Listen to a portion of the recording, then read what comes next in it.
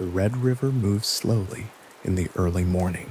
It has always moved slowly through this part of Middle Tennessee, wide and brown and unhurried, pulling the reflected tree line downstream in long, wavering ribbons, the surface broken only where the current bends around a root or a shelf of pale limestone jutting from the bank.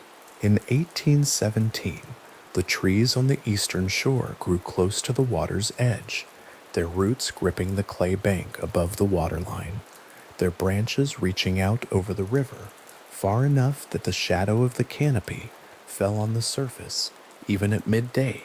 The sound the river made was a low and continuous sound, the sound of water moving over stone in no particular hurry, a sound that had nothing of impatience in it, and never had. The farmhouse stood on a rise above the river's eastern bank, set back from the water by several hundred yards of cleared ground.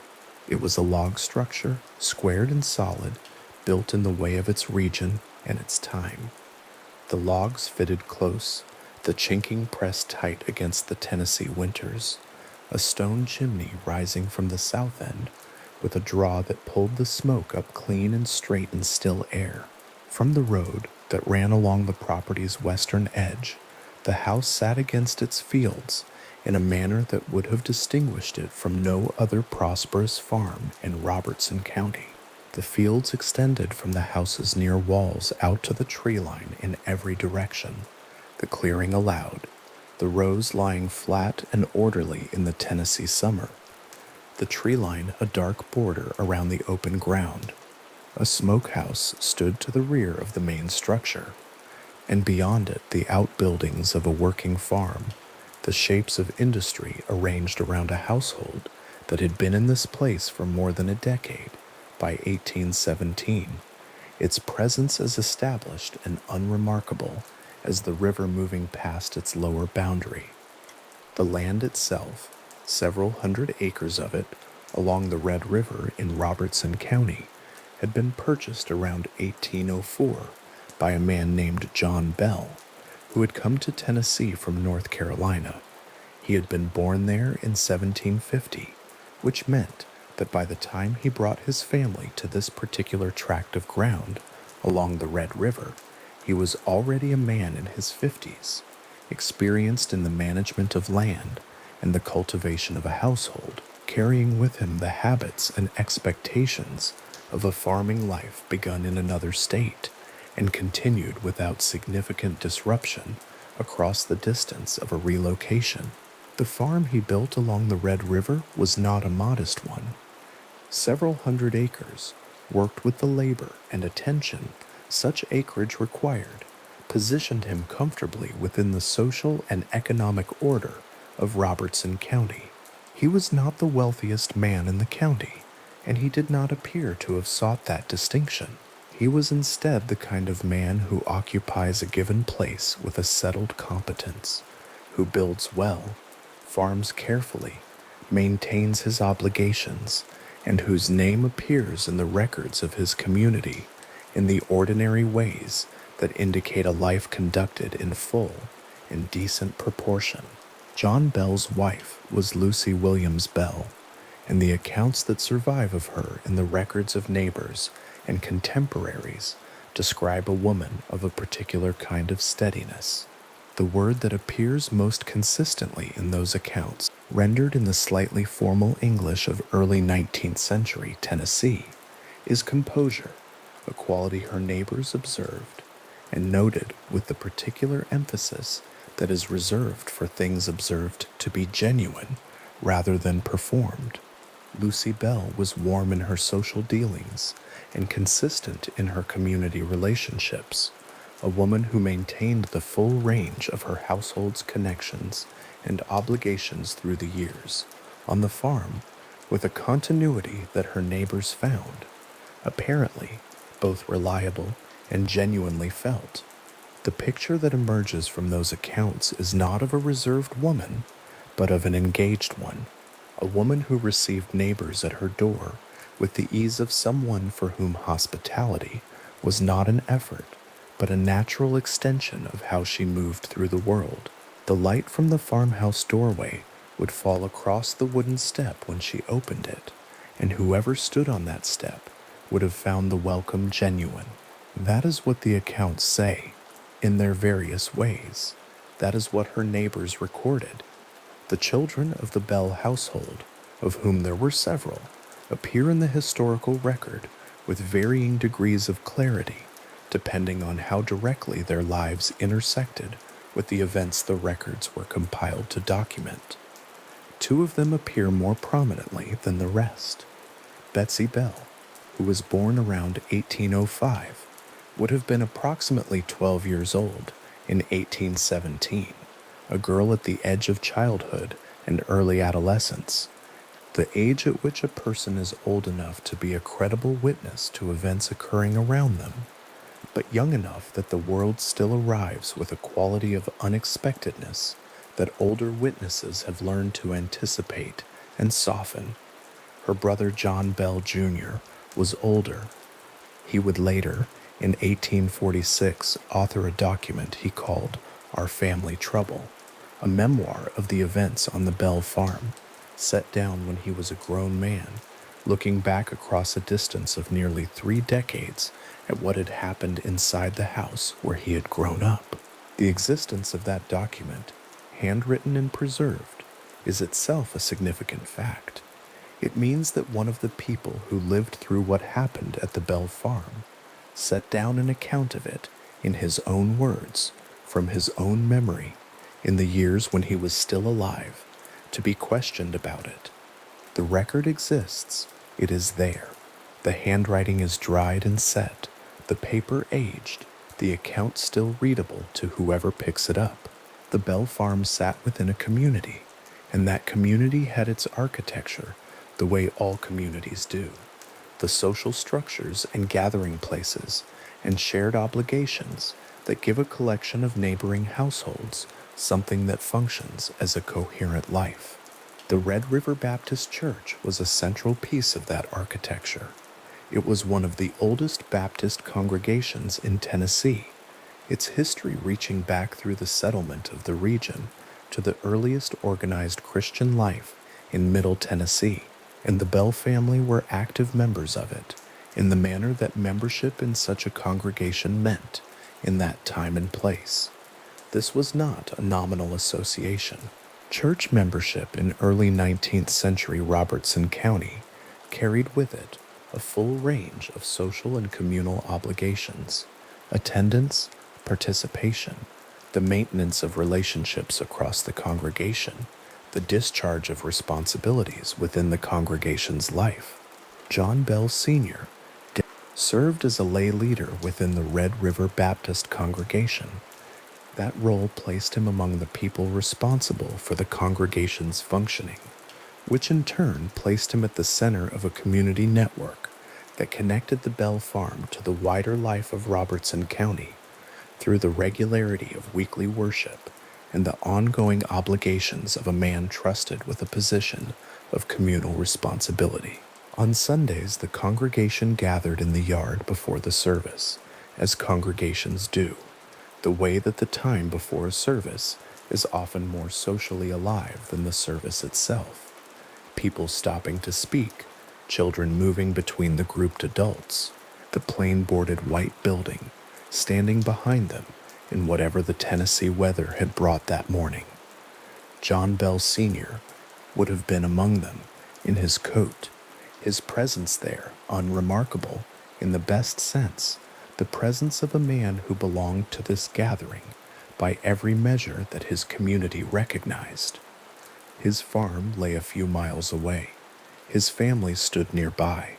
The church rose behind the congregation in the morning light, its board siding white and its windows plain, its interior arranged for the plain worship of a Baptist congregation that had been meeting in some form in this part of Tennessee since before the county itself had its current name. The landscape of Robertson County in 1817 was not a finished landscape.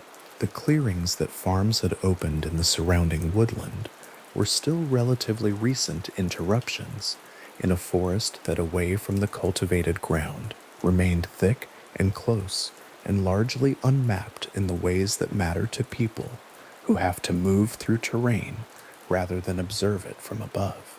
The woodland bordering the Bell property ran down from the upper ground toward the Red River in the way that Middle Tennessee woodland tends to do, the trees growing larger and closer together as the ground descends, the undergrowth thickening toward the waterline, the light filtering down through successive canopy layers, until at the riverbank it arrived thin and green and slightly shifted from what it had been above. Along that bank, the clay that made up the bluff above the waterline was layered through with the pale gray of limestone, stone that the river had worked at over long years, opening passages and chambers in the rock below the root line of the trees that clung to the bank's edge. There was a cave along that bank, its mouth low and damp, partly screened by the roots of trees that had grown down the bluff, face toward the water, in the way of trees that will take whatever purchase is available to them. The roots hung across the cave entrance in a partial curtain. The stone inside was wet. The opening was not large. A man would need to stoop to enter it, and the darkness inside gathered quickly past the threshold, past the reach of light from the river's surface. That cave, and that limestone system along the riverbank, would become part of the story that grew around the Bell farm in the years that followed. But in 1804, when John Bell first walked this land, it was simply a feature of the riverbank, a geological detail on a piece of ground he had purchased and was beginning to understand. The purchase of land is an act of imagination as much as anything else. A man stands on a piece of ground and sees not what is there, but what he will make of it. The cleared fields where there is currently woodland, the house and outbuildings where there is currently open air, the established farm where there is currently only potential. John Bell walked this ground along the Red River in the first years of the century and saw what he could make of it. Over the decade and more that followed, he made it. The fields opened, the house rose, the smokehouse and outbuildings took their places in the farmyard. The rows of cultivation extended toward the tree line, season after season, the rhythm of planting and harvest establishing itself in the life of the household with the accumulated weight of years. By 1817, the Bell farm was not a new thing. It was a settled thing, a place with a decade of history behind it, with the particular solidity that comes to structures and landscapes that have been inhabited and worked and maintained over a significant stretch of time. The house had weathered several winters. The fields had been turned many times. The family had grown into the place the way families do, when a place has been their home long enough for the particulars of it. The angle of the morning light through a specific window, the sound the kitchen fire makes in cold weather, the feel of the ground underfoot between the house and the outbuildings, to have passed from novelty into the invisible familiarity that is what home actually is when it has fully become itself. Lucy Bell received her neighbors in that house. The door opened onto the wooden step, and the light from inside fell in a warm rectangle across the threshold, and whoever stood there was welcomed in the way of someone who had been welcomed there before and expected to be welcomed again. The social life of the Bell farm was part of the social life of Robertson County, woven into the fabric of neighboring households and community relationships, the way that farm life in that time and place necessarily was. People came and went, neighbors visited. The community existed not only in the formal structures of church membership and county record, but in the daily and weekly texture of people who knew each other and moved through each other's lives with the easy familiarity of proximity maintained over years. Lucy Bell was part of that texture. She maintained those relationships with the warmth and composure her neighbors documented. She was, by every account that survives, someone people were glad to visit and glad to know. The children grew up inside this. Betsy Bell and John Jr. and the others moved through the farmhouse and the outbuildings and the fields with the unexamined ease of children who have never known another place to be. The farm was simply where they were. The Red River ran past the lower boundary of their world. The Red River Baptist Church was where the family went on Sundays, and John Bell Sr. stood among his neighbors in the yard before the service with the ease of a man who knew where he stood and was comfortable there. The limestone cave along the riverbank was simply a feature of the place, something a child might explore and an adult might pass without particular attention. The river moving past the entrance, the way it moved past every other feature of its own banks, indifferent and continuous and old.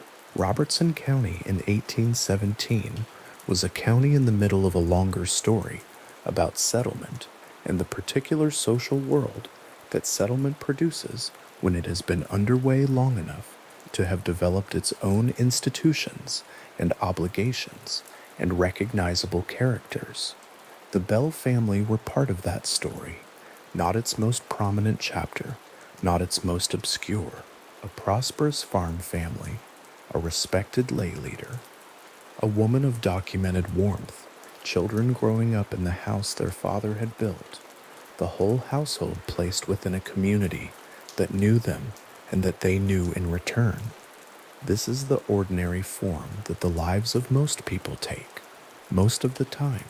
There is nothing in this description that requires any other frame to be understood. The farm is a farm, the family is a family, the community is a community, assembling on Sundays at a plain-boarded Baptist church that has stood in Robertson County since before most of its current congregation were born. The Red River moves past the lower edge of the Bell property in the early morning, slow and brown, carrying whatever the night has put into it downstream without comment.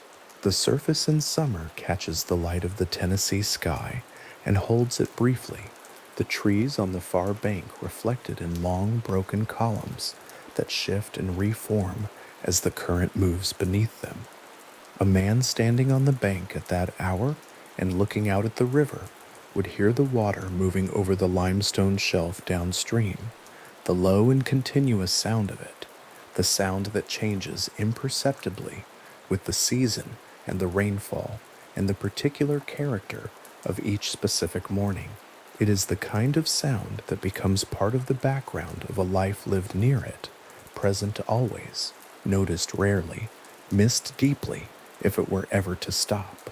In the summer of 1817, the sound of the Red River was the same sound it had been every summer for as long as John Bell had owned this land. The fields beyond the farmhouse extended to the tree line in the morning light.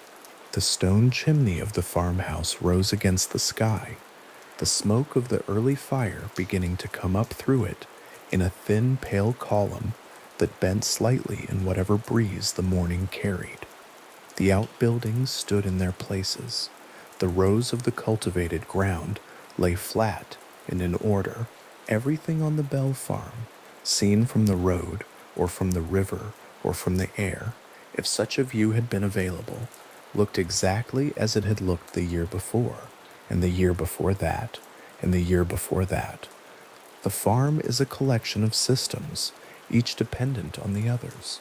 The soil and the seed and the labor and the weather and the animals and the structures that shelter them, and the people who manage all of it together, year after year, in the hope that the balance holds.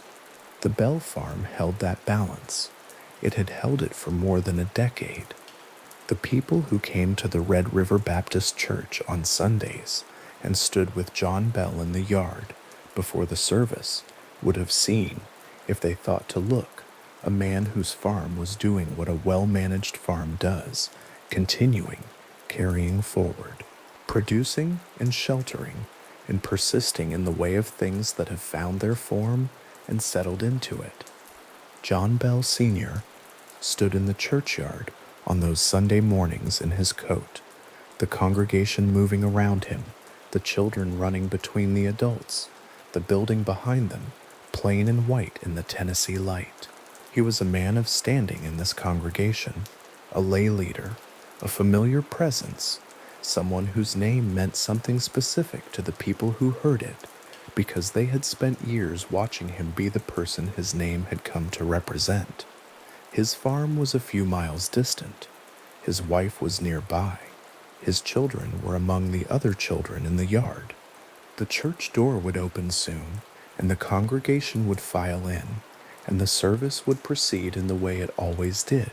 And afterward, the people would stand again in the yard for a time, before dispersing back to their farms and their households along the roads that connected Robertson County into a single place. It is the specificity of ordinary life that is worth attending to here. The particular Sunday, the particular coat, the particular faces of the congregation, standing in the yard of a church that was one of the oldest in Tennessee. These were named people in a named place at a named moment in time.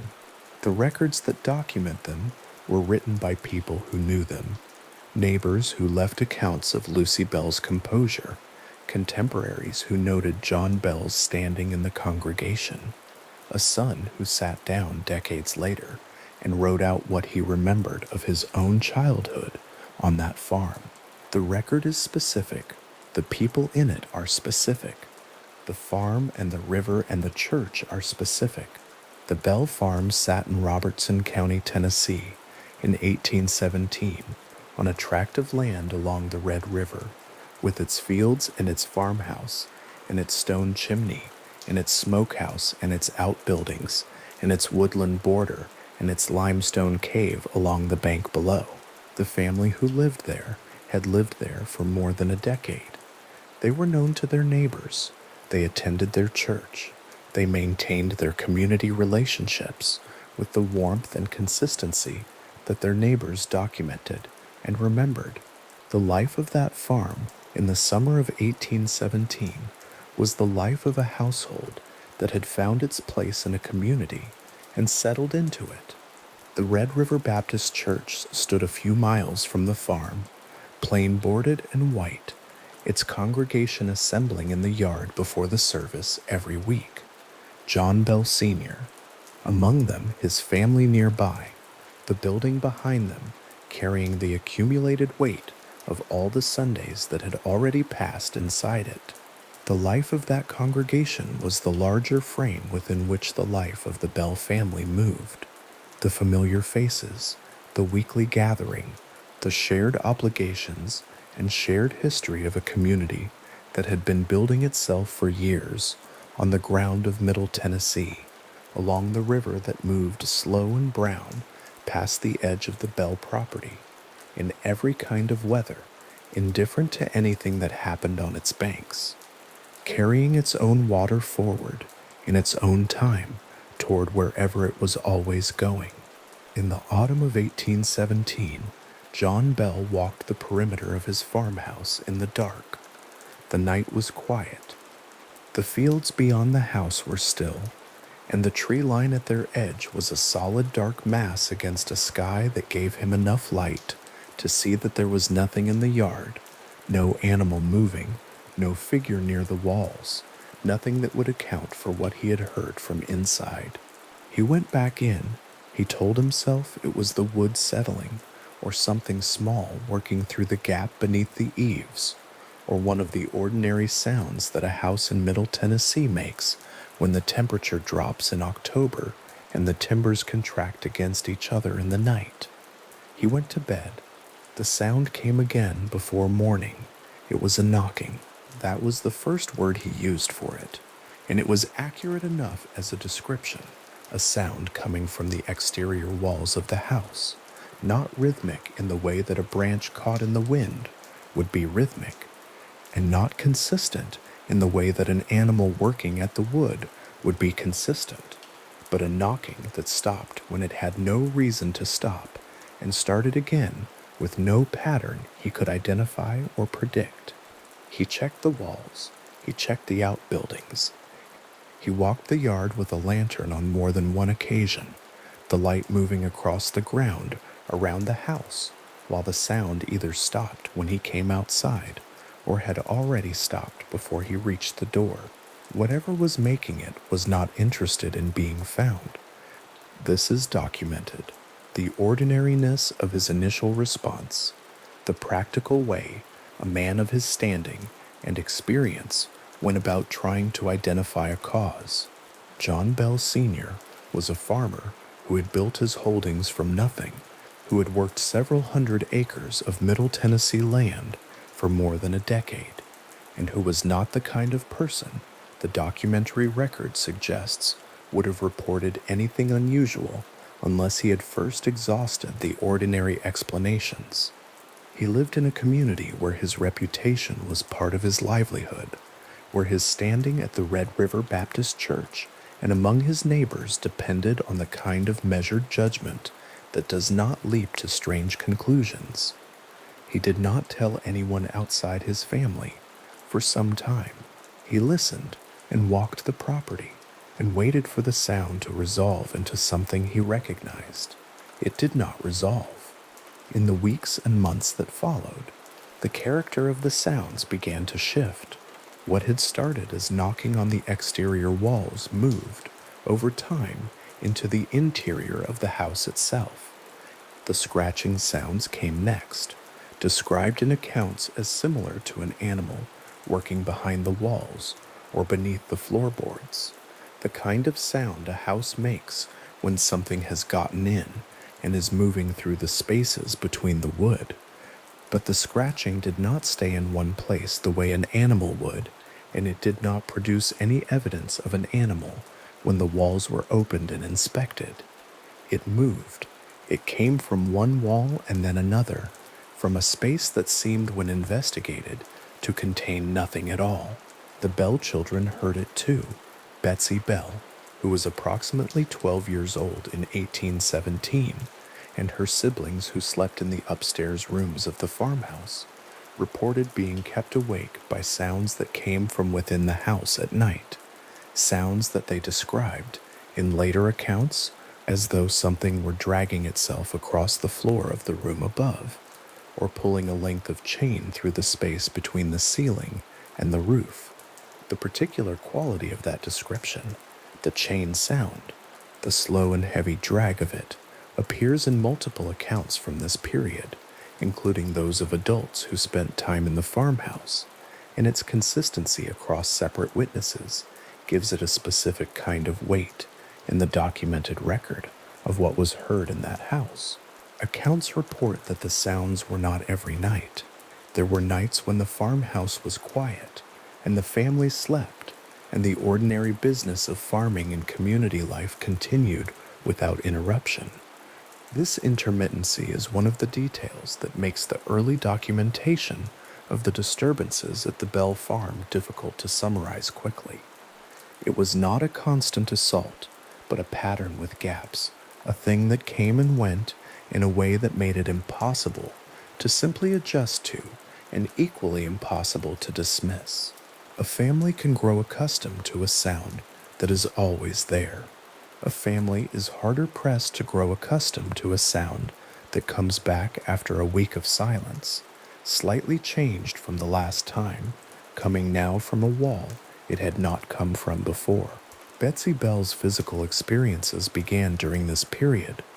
Accounts preserved in the historical record describe her reporting sensations of being struck, a slap across the face, or a sharp pull at her hair, in circumstances where no one else was in the room with her, or where witnesses present saw no hand raised and no figure near her.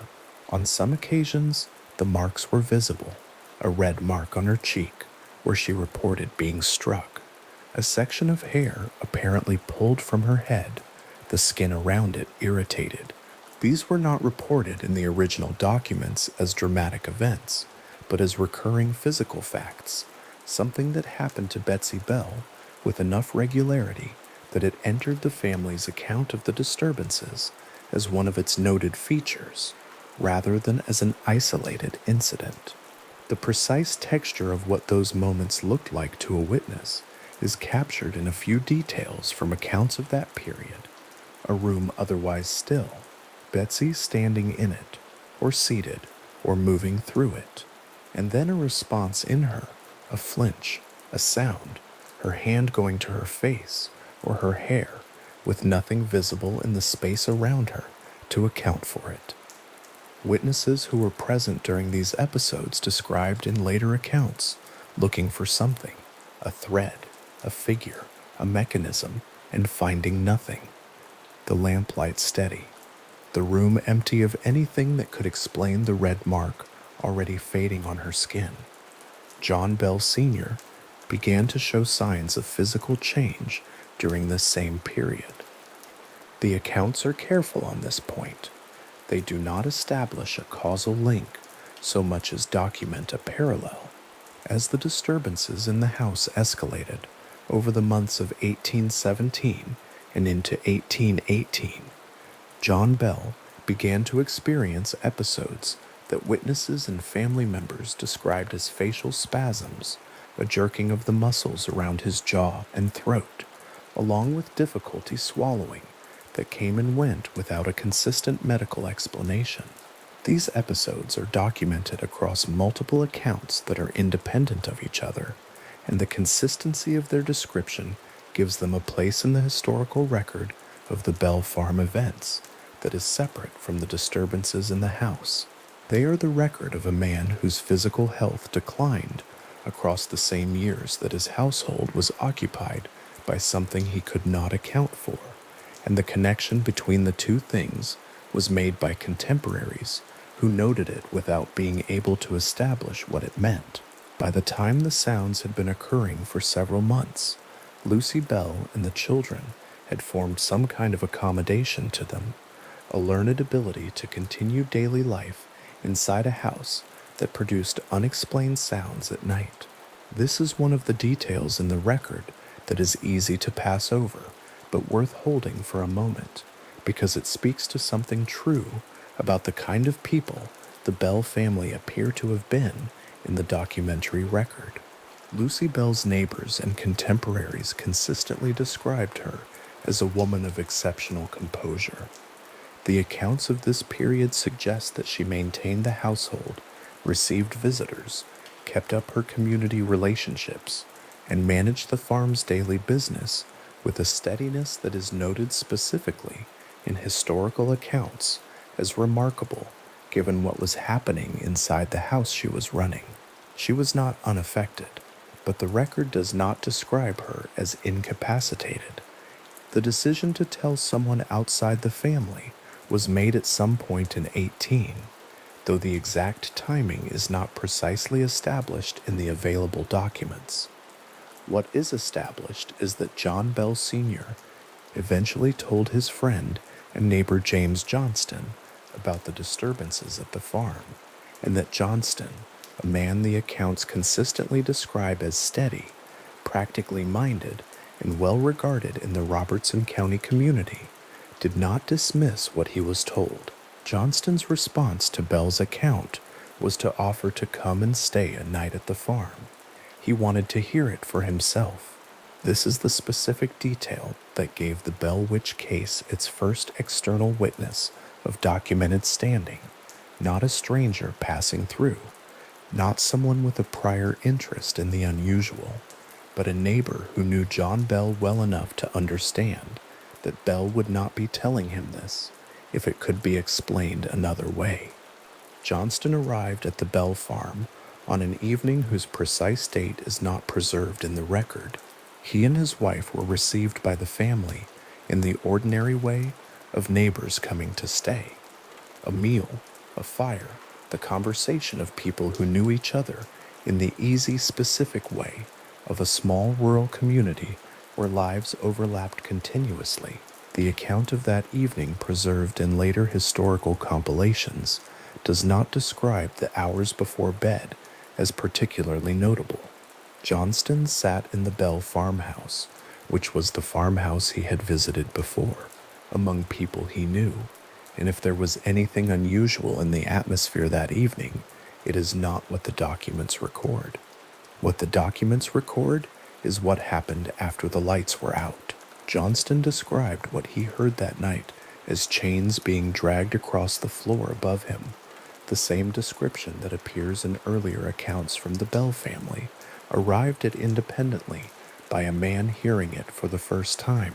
He described a heavy, slow sound, the kind of sound that carries through a wooden ceiling and does not diminish as it moves away from directly overhead.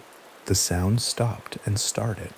It was not continuous, and beneath it, or behind it, there was the knocking, the same knocking John Bell had first described months earlier, coming from the walls of the room and from somewhere outside the house, the rhythm of it irregular enough that Johnston could not predict when it would come again. He lay awake and listened. He did not sleep through it. His wife, by the accounts preserved in later compilations, had a similar experience in the same room. What Johnston heard that night was the particular quality of something he could not account for, and the record suggests that he took his time before speaking about it outside the Bell household. He was a man for whom reputation mattered, as it did for any person of standing in a small community of that period, and attesting to a strange experience in a neighbor's house was not something to be done carelessly. The accounts suggest he discussed what he had heard with John Bell directly the morning after his stay, and that the conversation between them, two men of the same community and the same general disposition toward practical explanations, settled into a shared acknowledgement that what had been heard in the house was beyond what either of them could account for.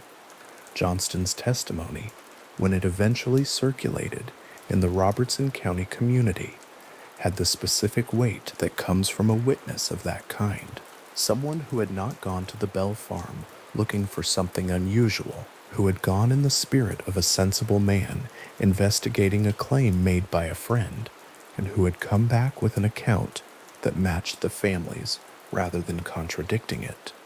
In a community where word moved primarily by the spoken exchange of people who knew each other personally, the character of the person speaking mattered as much as the content of what they said. Johnston was not the kind of man whose account could be easily set aside. The household sounds continued through 1818 and into 1819. The knocking on the walls remained a feature of the disturbances throughout this period, appearing in accounts as something that the family had by now learned to associate with the onset of an active night, a sign, if it could be called that the evening would not be entirely quiet. The scratching within the walls continued as well, moving through the house in a way that seemed to follow no fixed route, but covered over time the full interior of the building. And the furniture, accounts from this period begin to include references to objects moved in rooms where no one had been standing. Not dramatic displacements, but the kind of quiet repositioning that is easy to doubt the first time it happens, and harder to doubt the 10th. A chair standing in a room exactly as it had been left, but angled differently. A book on a table turned from the position it had been in. The family had become, by this point, careful observers of their own house. The kind of observation that comes from months of watching for something that does not show itself, of developing a baseline against which any deviation is noticed. The accounts do not suggest the family became preoccupied with cataloging these small displacements to the exclusion of daily life, but they noticed them, and the noticing was, by this point, automatic. The escalation of the physical disturbances reached a different order of intensity at some point in the later stages of this period.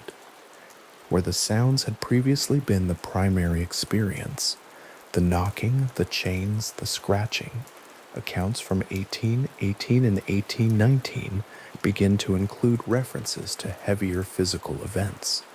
stones reportedly striking the outside walls of the farmhouse with enough force to be clearly distinguishable from the ordinary knocking. Sounds described as heavy furniture being moved across a floor, not slid, but lifted and replaced, the quality of the impact different from a drag. The sounds were louder, they carried into the yard, and were audible at a distance from the house. Visitors who arrived at the Bell farm during this period sometimes heard the sounds while still approaching on the road, before they had reached the house itself, before they had entered any room where the family was gathered. This is the point in the documented record where the Bell witch case becomes something that extends beyond the Bell family's own account. The farm was not, by 1819, a private experience.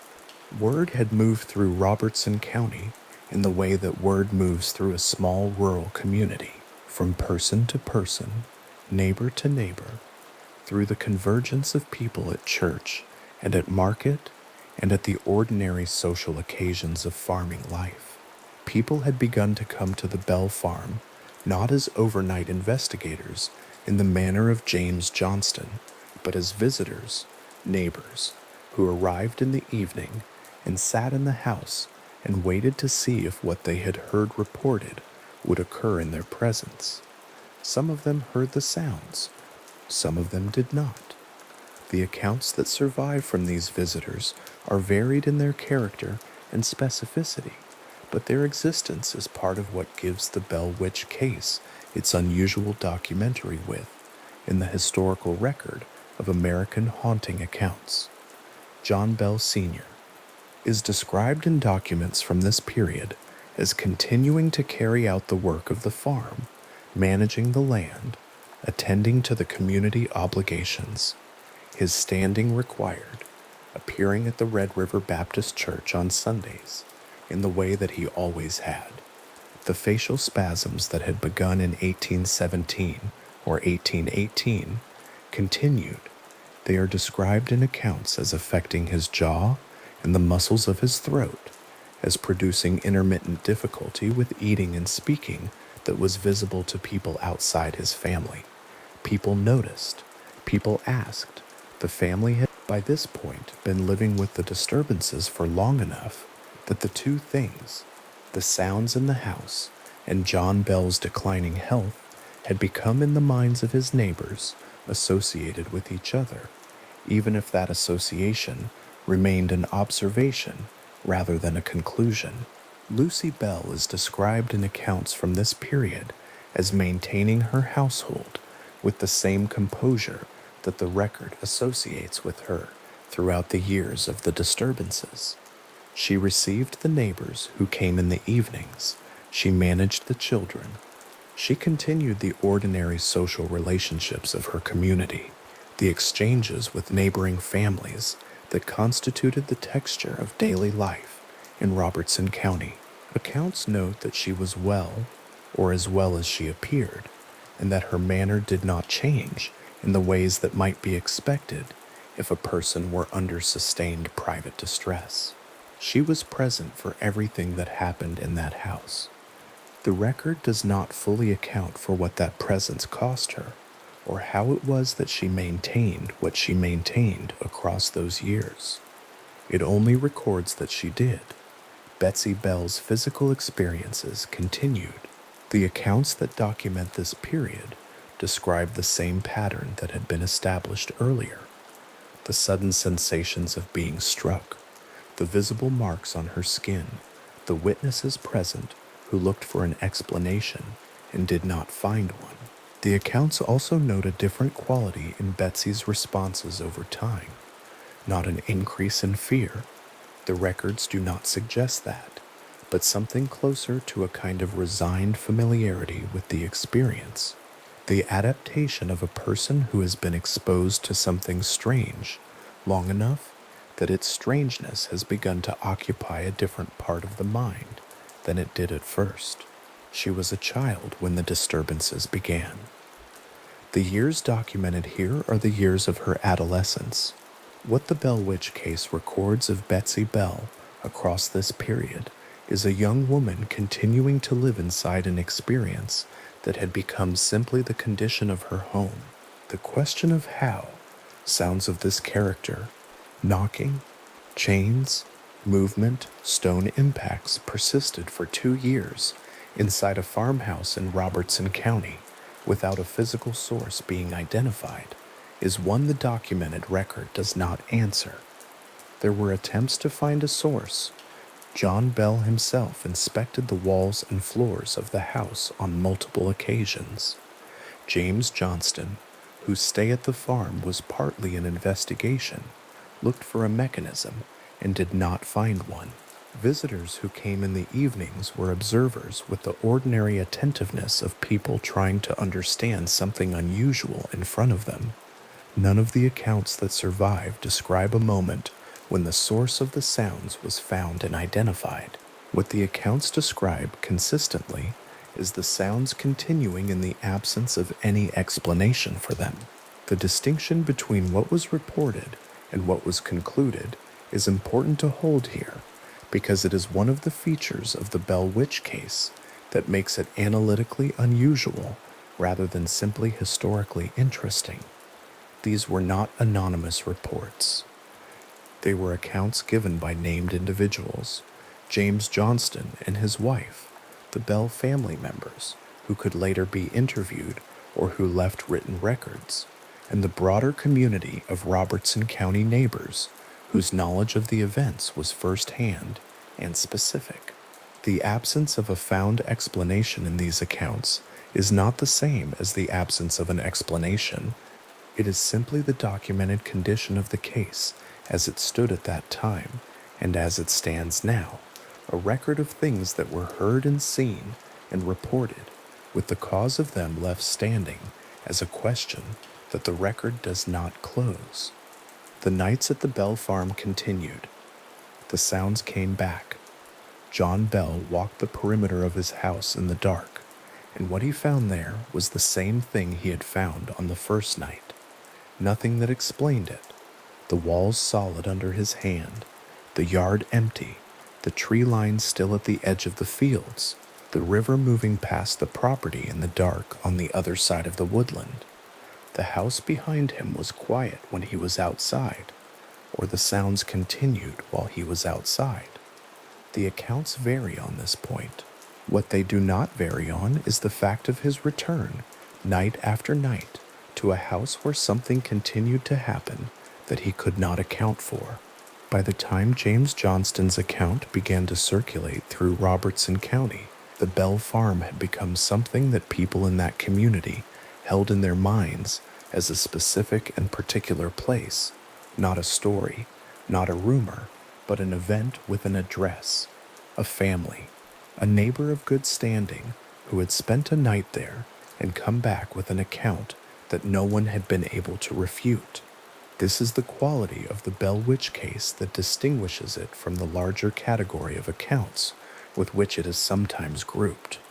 Not simply the strangeness of what was reported, but the width and character of the testimony that surrounds it. A family's account of their own home is one kind of document. A neighbor's account of a night spent listening is another. A community's collective record of visits, observations, and carefully spoken word of mouth across several years is a third kind of document entirely. Johnston left the Bell farm that morning as he had arrived through the ordinary mechanics of departure, horses and a road, and the early light of Middle Tennessee in whatever season the visit fell. He had come as a practical man with a practical purpose to determine whether what his friend was telling him had a natural explanation that Bell had simply been too close to the situation to find. He was leaving without that explanation. He was leaving with an account that he would spend time considering before he spoke it, because the weight of what he had heard through the ceiling of the Bell farmhouse guest room was the kind of weight a careful person carries quietly for a while before setting it down where other people can see it. The road between the Bell farm and his own property was the same road it had always been. The morning was ordinary. What he was carrying with him was not. He spoke eventually. The word moved. The accounts began to accumulate in Robertson County the way they do in a community of people who know each other and who are accustomed to treating each other's observations as evidence, slowly, without drama, one conversation leading to another. Each new account finding its place beside the ones that already existed, and either matching them or failing to, the composite picture of the Bell Farm disturbances building in the community's collective knowledge, like sediment building in still water. It took time. It was not a sudden or dramatic emergence of the story into public knowledge. It was the ordinary way the truth, or anything resembling truth, moves through a small community of people who are paying careful attention to the same set of facts. The Bell Farm stood in its fields. The farmhouse was the same log structure it had always been.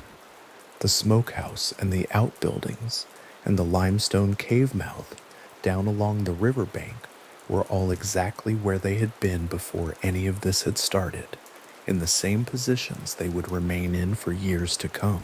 The Red River moved past the property in the early morning as it had always moved, its surface reflecting the tree line of the woods, the light changing on the water through the hours of the day, without any observable awareness of what had been happening on the land above its bank.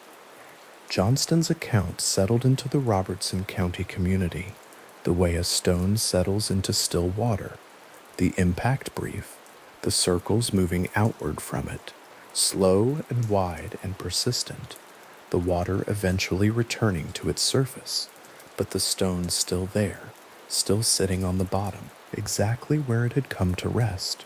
The first indication that something had changed was not a voice. It came before the voice, a sound at the edge of sound, noted in accounts compiled by M.V. Ingram and drawn from the recollections of those who had been present in the Bell farmhouse during the early period of the disturbances. What witnesses described in these early stages was something between breathing and language, a pattern that carried the suggestion of meaning without yet resolving into words. Some described it as lips moving without a mouth attached to them. Some called it a whisper, so faint it could have been wind, finding a gap in the log walls, except that wind did not shift direction in the middle of a room, and this did, following the attention of the people listening. The transition documented in Ingram's 1894 history is gradual enough that no single night can be identified as the night the voice began. It moved toward speech the way a fire moves toward full heat, incrementally, without announcing each step. The sounds had been physical for some time by then. The knocking on the walls, the dragging sounds, the disturbances that had drawn neighbor James Johnston to spend the night at the farm and return to the community with a careful account that could not be dismissed. All of that had established a baseline, and then the baseline shifted. What the accounts preserved in Ingram's history describe as this: over a period of months, the inarticulate sounds gathered. The whispering became more frequent. The intervals of silence between sounds shortened. And then, at some point in the progression of events that the historical record places, in the later years of the first haunting period, the whisper ceased to be a whisper and became simply speech, not a shout, not something arriving from a great distance. Several accounts described the voice as carrying the quality of someone who had always been in the room and had simply chosen, until now, to remain quiet. The witnesses who described it in the accounts Ingram gathered were specific on this point. They did not describe the voice as otherworldly in its texture or its tone. They described it as a voice, audible, clear enough to be followed and responded to. What made it strange was not its quality, but its location, the part of the room it came from, the absence of any figure at that location, and the fact that multiple people seated in the same space heard the same words at the same moment. Ingram's history draws from John Bell Jr., Hewitt's 1846 memoir titled Our Family Trouble, a document written by a man setting down events he had witnessed as a child. The account composed decades later from memory and from conversations with family members who had lived through the same years. The memoir is the closest thing the Bell Witch case has to a first-hand written record from within the family, and it is from this document that the progression from sound to speech is most directly narrated. Bell Jr. described the voice as developing in the way that a child's speech develops, incompletely at first, gathering into competence over time, an observation that other accounts in Ingram's compilation neither confirm nor contradict, because each witness was apparently attending to a different quality of what they heard. What none of them disputed was that eventually the voice was there, fully, audibly, speaking in sentences that could be followed and recalled and written down afterward. The entity's first identification of itself, according to accounts in Ingram's history, was as the witch of a real neighbor. Kate Batts was a woman known in Robertson County, documented in the historical record through a property dispute and a disagreement involving questions of usury, money lent between neighbors, terms contested, grievances not fully resolved. The entity named her. It identified itself as her witch. This is the primary origin of the regional name Kate, the name by which the Bell Witch came to be most widely known in the surrounding community. The name still attached to the cave along the Red River that sits on what remains of the original Bell property. Kate Batts herself was alive during the period of the disturbances. She was a living woman in Robertson County, while a voice in a farmhouse a short distance away was naming itself after her. The discomfort this created in the community can be inferred from the historical record without being directly documented in it. A name is a particular thing to borrow, and to borrow it in the context of a phenomenon no one could explain must have placed Kate Batts in a position that the historical sources do not spend much time examining. A real person caught in the shadow of something that had chosen her as its stated origin. Whether the identification had anything to do with the actual woman is a question the documentary record does not resolve. The dispute between her family and the Bell family over land and lending is documented.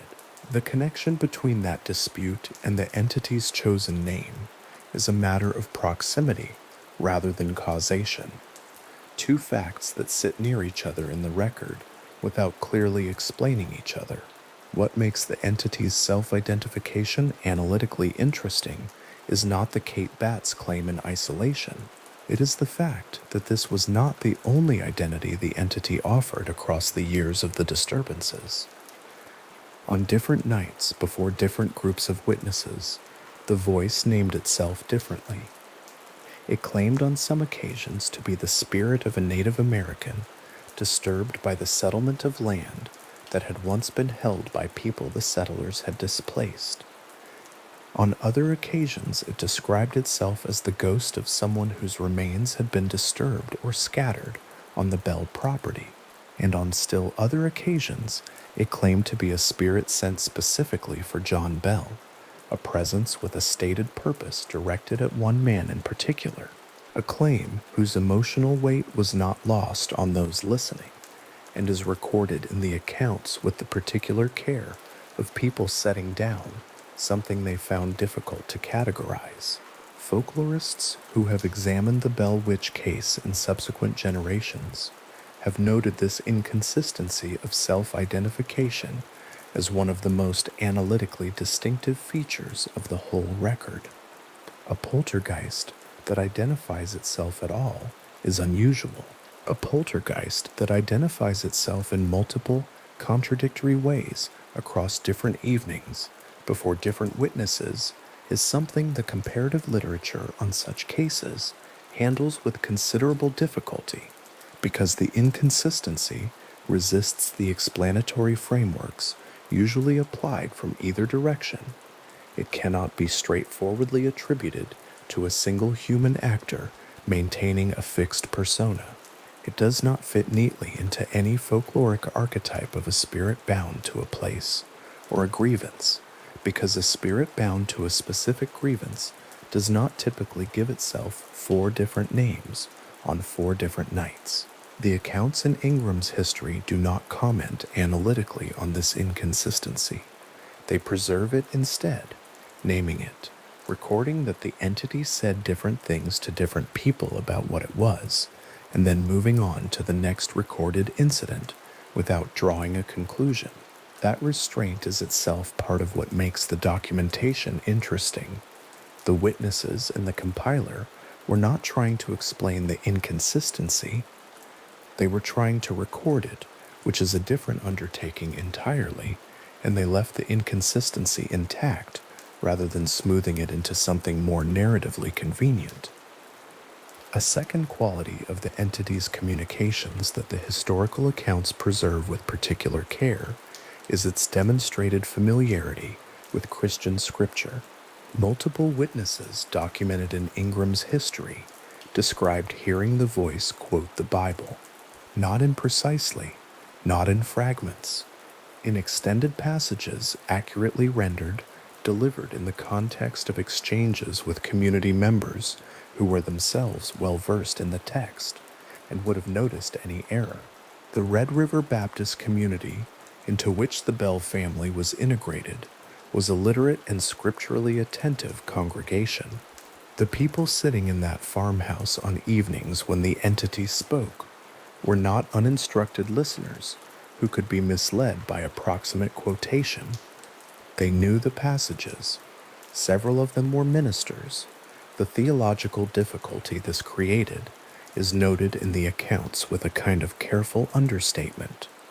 A presence whose origin could not be explained, demonstrating an accurate command of Scripture, placed the ministers and devout community members present in a position for which their theological framework had not prepared them. If the voice were from a malevolent source, why did it know the text? If it were capable of demonstrating scriptural knowledge, what was to be made of its simultaneous willingness to identify itself as a witch?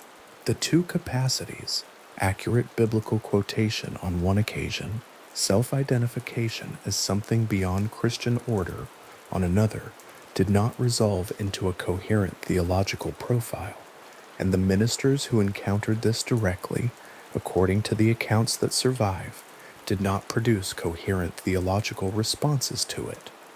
What they produced was silence, and then careful written recollections that preserved what they had heard without claiming to account for it. Reverend James Gunn, connected to the Red River Baptist Church community and documented in Ingram's compilation as one of the clerical visitors to the Bell Farm, is described in accounts as having engaged the entity in exchanges that drew on theological terms. What the accounts record of these exchanges is the particular quality of a man who came to the farmhouse with a framework and left without one, not because the framework had been broken precisely, but because it had found no adequate purchase on what it encountered. The Reverend's documented response in the aftermath of his visits was not the response of a man who had resolved what he heard into a category. It was the response of a man who had heard something he continued to hold at a careful distance from any available classification. The entity also sang that this is one of the details in the historical record that the accounts preserve with a particular specificity, because singing is more precisely identifiable than speaking. It has a melody, a rhythm, words that can be matched against known hymns and songs. Lucy Bell, documented through community accounts as a woman of composed and steady character, is described in the historical record as having heard the entity sing on evenings at the farm. The hymns were recognizable. They were the hymns of the congregation, the songs that the community of the Red River Baptist Church sang on Sunday mornings in the plain-boarded building where John Bell Sr. had served as a lay leader for years. The entity, on evenings in the farmhouse, sang them back. The accounts note Lucy Bell's stillness during these episodes, without speculating at length about what that stillness indicated. A woman listening to a voice she could not account for sing the hymns of her church from a place in the room where no one was standing. The accounts simply place her there, describe her composure, and move on. What she made of it is not recorded in the documentary sources with any depth. What is recorded is that she was present, that she heard it, and that she continued to receive neighbors and maintain the life of the household through the years of the disturbance in a manner that the community around her consistently noted as remarkable. The gathering of neighbors at the Bell Farm during the period of the entity's audible speech created a situation that is, from a historical and evidentiary standpoint, somewhat unusual. This was not a private family experience kept within household walls. The voice in the Bell farmhouse spoke before groups. It responded to questions. It engaged visitors in exchanges that multiple people present on the same evening later described separately, with an overlap in the particulars of what they reported sufficient to be notable. When a dozen people in a room hear the same voice say the same thing, and then independently describe what they heard in consistent terms, the accounts that result have a different evidentiary character than those produced by a single witness reporting alone. The accounts preserved in Ingram's history reflect this. They are drawn from multiple sources. They carry internal consistencies that Ingram as a compiler noted and preserved.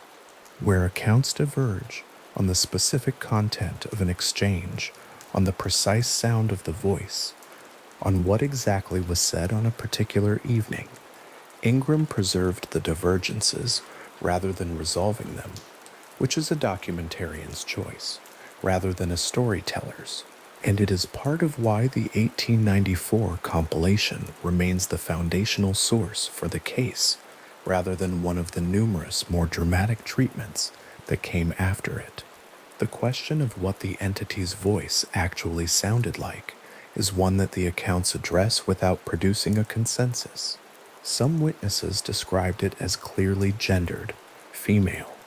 Others described a voice without a clear gender, something that carried the qualities of speech without the particular characteristics by which one might identify a speaker's sex or age. Some accounts focused on the clarity of the words rather than the quality of the voice that produced them, which suggests that for some witnesses, the content of what was said was more arresting than the manner in which it was delivered. The accounts taken together produce a voice that is described consistently enough to be understood as a single phenomenon, but not described consistently enough to be reconstructed in any precise detail. This is not unusual in the documentation of auditory phenomena reported by multiple witnesses. What people attend to when they hear something unexpected tends to reflect their own orientations and concerns. The minister attending to scriptural content, the neighbor attending to whether the voice sounded like anyone known in the community, the family member attending to what the voice said about the family, specifically. Each of them left a record shaped by what they were listening for, and the overlapping accounts taken together describe something that was audible, sustained, and capable of engagement, without resolving into a portrait precise enough to assign to any source. The consistency across accounts on one specific point is worth holding. Every witness who described the entity's voice in the audible speech period described it as coming from a location in the room that was not occupied by a visible person. This is the detail that appears in every account without exception, not as the most dramatic element of the experience, but as the most consistently noted. The words were real, the voice was audible, the location it came from was empty. Those three facts sit together in the historical record in a way that the record does not attempt to resolve, and the absence of any resolution is itself part of what has kept the case in the documentary literature for 2 centuries.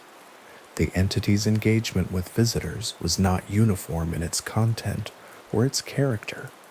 On some evenings, according to accounts in Ingram's history, the voice was discursive and willing, responding to questions, elaborating on its own previous statements, engaging in exchanges that witnesses described as resembling, in their form if not their content, ordinary conversation.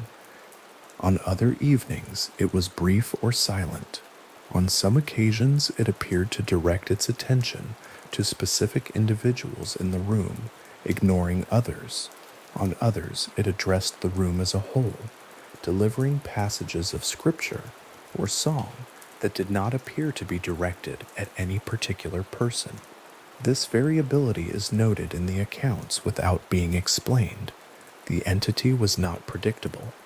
Its willingness to engage and the depth of that engagement when it came apparently varied from evening to evening in ways that the witnesses present could not correlate with any specific conditions they had introduced or altered. The fire in the room, the number of people present, the time of night, the topics introduced, none of these are recorded as having a consistent effect on whether the voice spoke or how extensively it spoke when it did. It came or it did not come, and the people gathered in the Bell farmhouse on any given evening waited without knowing which it would be. There is something in this quality of the phenomenon, its variability, its apparent unwillingness to perform on schedule, that the accounts in Ingram's history record with a kind of quiet precision. These were people who had come to the farmhouse specifically hoping to hear the voice. They were not always rewarded. When they were not, the accounts note it plainly. The evening passed quietly, and the visitors returned home with nothing new to report. When the voice did come, the accounts describe it in detail. The gaps and silences in the record, the evenings when nothing happened, are as much a part of the documentary picture as the evenings when the entity spoke at length. The Bell Witch case holds a specific and noted classification within the literature of American folklore and within the historical documentation of poltergeist-type phenomena more broadly. What distinguishes it from the vast majority of recorded cases in the poltergeist category, which are typically characterized by physical disturbances, by movement of objects, by sounds without visible origin, is the sustained, articulate, public quality of the Bell entity's speech. Poltergeist phenomena that produce sounds are documented across many cultures and periods. Poltergeist phenomena that produce language are considerably rarer.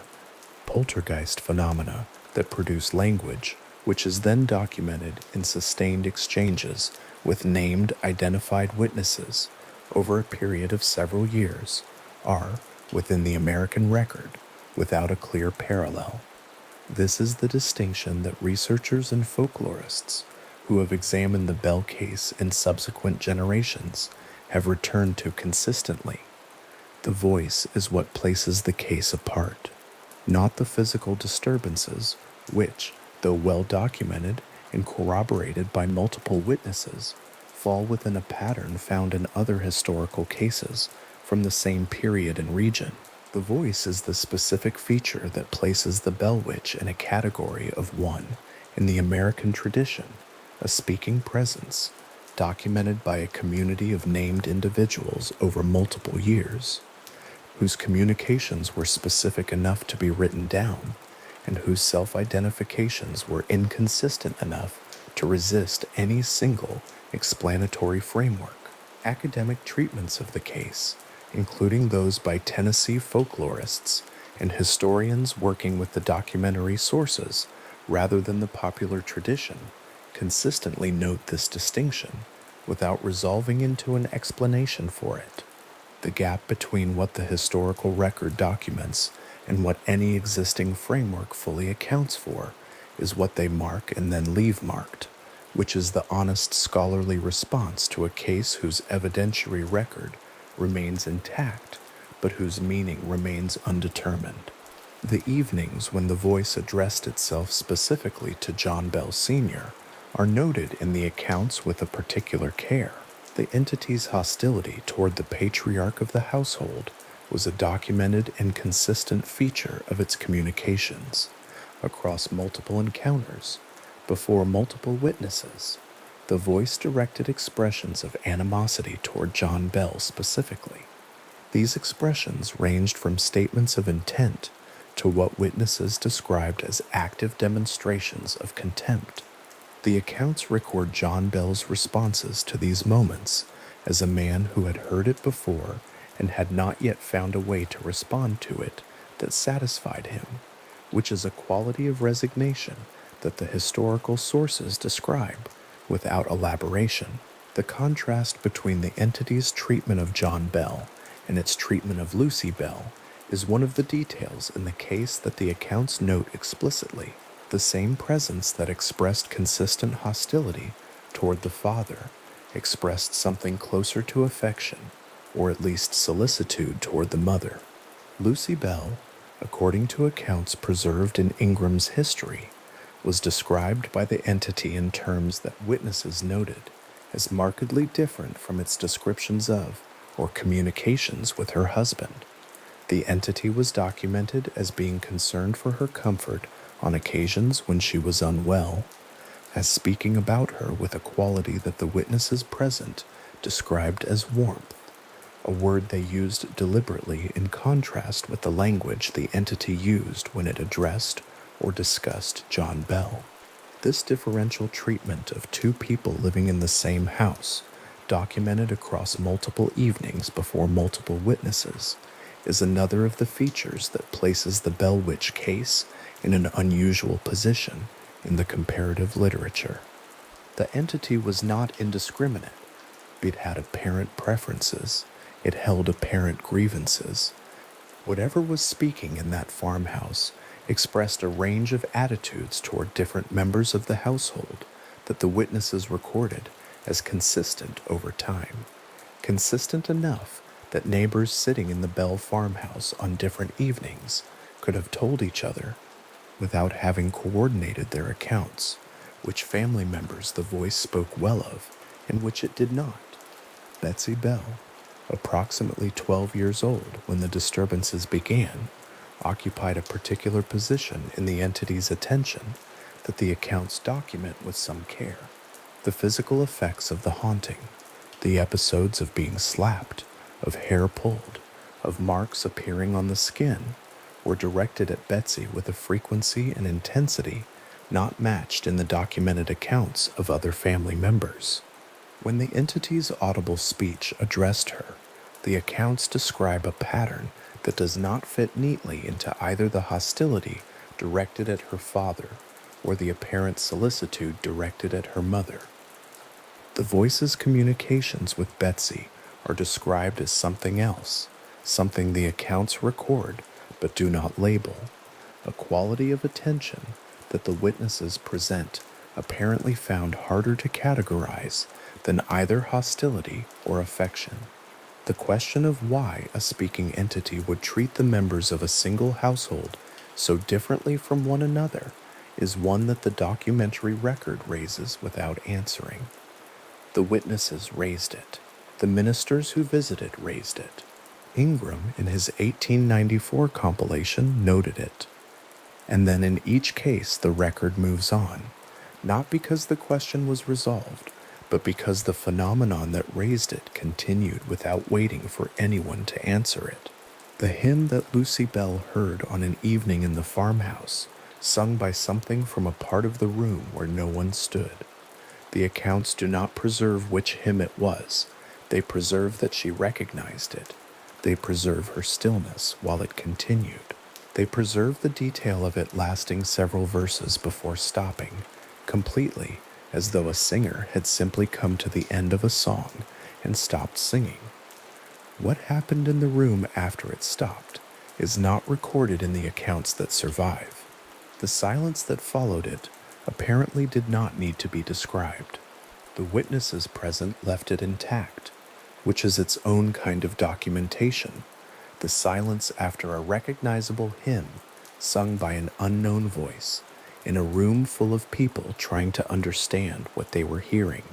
The pages in John Bell Jr.'s 1846 memoir, where he first committed the voice to writing, are not dramatic pages. By the account of researchers who have examined the document, they are careful pages. They carry the quality of a man doing his best to describe something he witnessed as a child, setting it down decades later with the knowledge that the description would outlast him and would be read by people who had not been there. He chose his words, according to those who have worked with the original document, with an evident awareness of how unlikely his account would appear to those who had not shared the experience. He was not writing to convince. He was writing to record, which is a different undertaking and one that left the document with a quality of restraint unusual in narratives of its kind. The ink in that manuscript has long dried. The handwriting is preserved in the archival record from which Ingram drew when compiling his 1894 history. What Bell Jr., who are compiling his 1894 history, wrote about the voice he heard as a child in the Bell farmhouse, the specific passages, the specific exchanges, the specific quality of what he remembered hearing. Those words are still there, on those pages, exactly as he left them. The account is not closed. The question of what produced the voice he described is not resolved, and the pages that carry his description of it continue to be read carefully by people who find in the open question the particular interest of something that has not yet been explained. The entity's multiple self-identifications remain. After every examination the documentary record permits, the one feature of its communications that it never brought into consistency. It named itself as Kate Batts's witch. It named itself as a disturbed indigenous spirit, Tamatut. It named itself as a ghost whose remains had been scattered on Bellland. It named itself as something sent specifically to harm one man. On different evenings, before different witnesses, it offered each of these identities in turn, and the accounts that preserve each self-identification do not record any occasion on which the witnesses challenged the inconsistency directly and received a response that addressed it. Whatever spoke in that farmhouse across the years of the disturbance left behind a documentary record of considerable breadth and an explanatory record of considerable narrowness. The accounts are there, the witnesses are named, the exchanges are preserved, and the thing that produced them, its origin, its nature, its reason for choosing the Bell farmhouse and the Bell family on the Red River in Robertson County, Tennessee, left its own identity as the one thing it offered in multiple versions across multiple nights, and never in any surviving account fully resolved. James Johnston carried a lantern when he walked toward the Bell farm that night. The road from his property to the Bell property was not a long one. Robertson County, in the early 1820s, was a place where neighbors lived close enough to know each other's business, and far enough apart that going to call on someone required some intention, some willingness to cover the ground. Johnston had the intention. He had heard what the Bell family had been describing for months, and he had reached the point that a man of practical temperament eventually reaches when a story has been told to him enough times by people he trusts, the point where he decides he would rather see for himself than continue forming an opinion at a distance. The farmhouse was lit from inside when he arrived. It would have been visible from some way down the road, the light in the windows steady and warm, the structure itself solid and familiar against the darker ground of the surrounding fields. There was nothing about the Bell farm, seen from the road on an ordinary evening, that announced itself as a place where anything unusual had been occurring. The log walls were square and well fitted. The stone chimney held its smoke. The outbuildings stood in their usual positions. Johnston would have known this farm for years, would have had the particular easy knowledge of a near neighbor. Where the path ran, where the ground was soft, where the fence needed stepping over, he had been there in daylight many times. Coming in the dark with a purpose was something different. Johnston had a standing in Robertson County that mattered in ways that went beyond personal reputation. Though his personal reputation was considerable, he was the kind of man whose account of an event would be taken seriously by other men of similar standing, and whose willingness to go and look at something lent that thing a degree of credibility simply by his being willing to look. He was not a man given to credulity. He was not the kind of neighbor who would have gone to the Bell farm because a strange story excited him. He went because the story had been told by John Bell, and John Bell was not a man given to strange stories. That combination, a credible report from a credible source, investigated by a third credible party, is the architecture on which the Bell Witch case built its unusual documentary foundation. Most accounts of phenomena like this rest on a single family's word. The Bell Witch case rested on considerably more than that. Johnston and his wife spent the night. That detail matters. A single evening visit, a few hours in a farmhouse, and the judgment that nothing was as described, that would have been one kind of account. What Johnston filed, in the end, was a different kind of account entirely.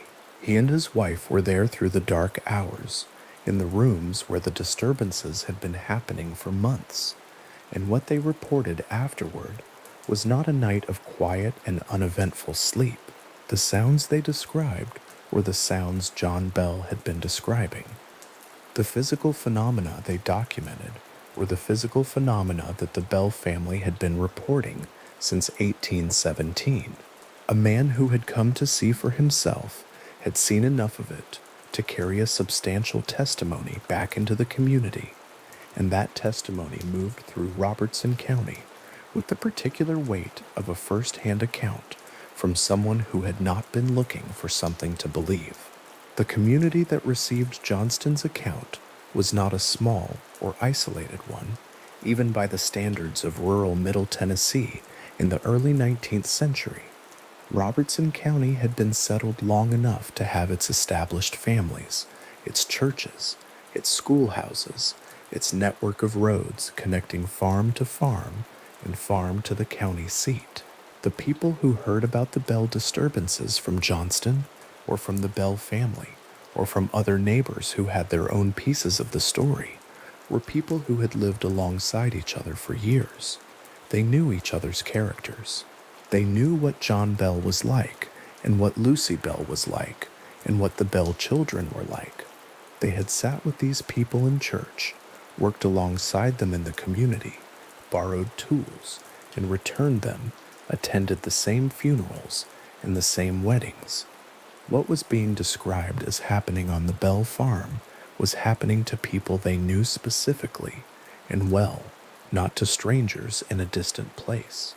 Word spread the way word spreads in communities, where news travels by voice and by road rather than by print. One neighbor told another. Someone who had heard the account directly from Johnston repeated it to someone who had not yet heard it. Someone who had visited the Bell farm themselves described what they had witnessed to someone who had not yet been. The story did not travel in a single direction or at a single speed. It moved outward from the farm in the irregular pattern of how information always travels in a community that is not organized for its efficient distribution, and it moved with the particular authority that first-hand accounts carry when the people delivering them are known and trusted. By the time the Bell farm had begun receiving regular evening visitors, the phenomenon had been described to most of Robertson County in enough detail that the people arriving at the farm had a fairly clear sense of what they were coming to observe. Those evening gatherings are worth considering carefully because they are one of the features of the Bell Witch case that most distinguishes it from other historical accounts of similar phenomena. The Bell Farm was not, in those years, a quiet family home where unusual events occurred privately and were then described afterward. It was a place where the unusual events occurred in front of witnesses, sometimes considerable numbers of them, and the witnesses then went home with their own accounts, their own memories of what they had heard and observed, their own versions of the evening that could be compared against the versions of everyone else who had been there. 10 or 12 people seated in a room who all hear the same voice at the same moment, who can compare afterward what they heard and where in the room it seemed to come from, produce a different quality of record than a single person describing an experience they had alone. The Bell farmhouse in those years would have looked, from the road in the evenings, like a sociable place, horses tied outside, the sounds of conversation from within, lamplight moving in the windows, visitors arriving and finding seats and settling in for the evening with the particular expectation that had drawn them from their own farms and their own evening routines to this one. Whatever they had come to observe was not reliable in the way that a clock or a calendar is reliable. It did not perform on schedule, did not begin at a predictable hour, did not always produce what other evenings had produced. But it came often enough that the visitors kept coming, and the accounts they brought back were consistent enough across different evenings and different observers that the cumulative record grew into something with considerable breadth and considerable weight. Reverend James Gunn came to the Bell Farm with a different kind of preparation than a curious neighbor carried. A minister approaching a reported supernatural phenomenon in the early 19th century, American South came with a theological framework that had been carefully constructed over years of reading and training and pastoral experience, a framework built to account for the world as it was understood within the tradition he served, a world in which the spiritual and the material were not separate but intertwined, in which divine and adversarial forces were understood as active and present, in which an articulate, disembodied voice was not, in principle, outside the categories his training provided. The question was which category it belonged to. That was what Gunn went to the Bell Farm to determine. What the accounts preserved in the historical record describe as a minister who came to the Bell farmhouse prepared to make a theological determination and left without one. The entity engaged him in terms that he recognized. It quoted scripture. It demonstrated a familiarity with the biblical text that Gunn could not dismiss as superficial, and it did so in a manner that did not fit neatly into the categories available to him for understanding what was happening. Something that could quote the gospel and sing the hymns was not easily categorized alongside the kinds of adversarial spiritual forces that Gunn's training had prepared him to encounter. The theological difficulty was specific and genuine. The clerical community in Robertson County and the broader region handled that difficulty largely by keeping a cautious and somewhat evasive distance from it, acknowledging that something was happening at the Bell Farm without committing to a precise account of what it was, which was in its own way a form of intellectual honesty about the limits of the frameworks available. Gunn, on the road back from the Bell Farm, is a particular image in the record. A man whose professional life was organized around the provision of explanations and frameworks for difficult things. Riding home through the Tennessee countryside without an adequate explanation for what he had just witnessed. The road would have been long enough and the evening quiet enough that there was nothing to do on the way back but think. The question he had gone to the farm to answer was still a question when he left. The entity had been, in some ways cooperative. It had engaged, it had spoken, it had demonstrated its knowledge of Scripture, and that cooperation had made the question harder, not easier, because a thing that could speak and reason and quote the gospel and argue theology could not simply be filed away in any of the ready categories that a minister's training supplied. Gunn appears in the historical record as a man who took what he had witnessed seriously enough to continue thinking about it, without arriving at a public conclusion that the record has preserved. The gatherings at the Bell Farm were not limited to a single social stratum of Robertson County. What the accounts suggest is that the visitors came from across the community, neighbors who were simply curious, men of professional standing and community influence who came to form their own judgment, ministers who came with theological purpose, people who had heard specific claims about the entity and wanted to test them, people who simply wanted to be present in a place where something was known to be happening.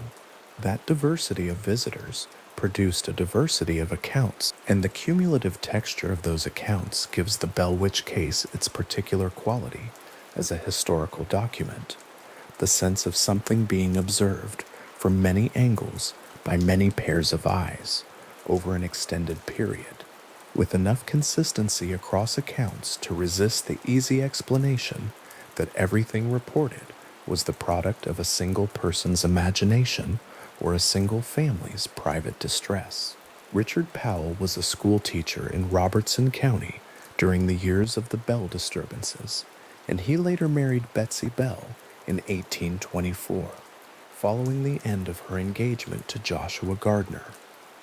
His presence in the story of the Bell Farm during those years is documented, and some historians have noted that his proximity to the events and his eventual relationship with Betsy Bell are details worth holding in mind as part of the full picture of who was present in and around the Bell household during the period of the disturbances. The documentary record does not establish his role, if any, with the kind of precision that would permit a confident claim in either direction. He was there. He knew the family. He eventually became part of it. What that means for the interpretation of events at the farm is a matter the historical record leaves open, and it is held there as a detail noted and set down without the weight of a conclusion that the evidence does not yet support.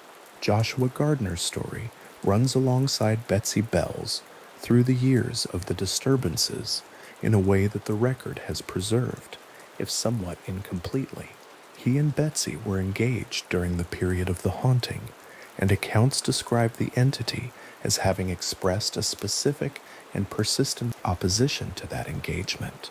One of the instances in the documented record where the voice's communications were directed at a particular person and a particular outcome, rather than at the general disruption of the household. Betsy eventually ended the engagement. The historical record notes the fact, without fully accounting for it.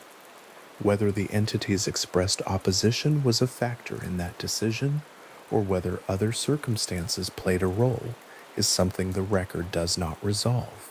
What it preserves is the sequence, the engagement, the entity's opposition, the end of the engagement, and eventually Betsy's marriage to Powell, without providing the connective tissue of causation that would turn a sequence into an explanation. The story that was forming in Robertson County during those years was not only the story of what was happening at the Bell Farm, it was also the story of how a community responds when something happens that it cannot explain.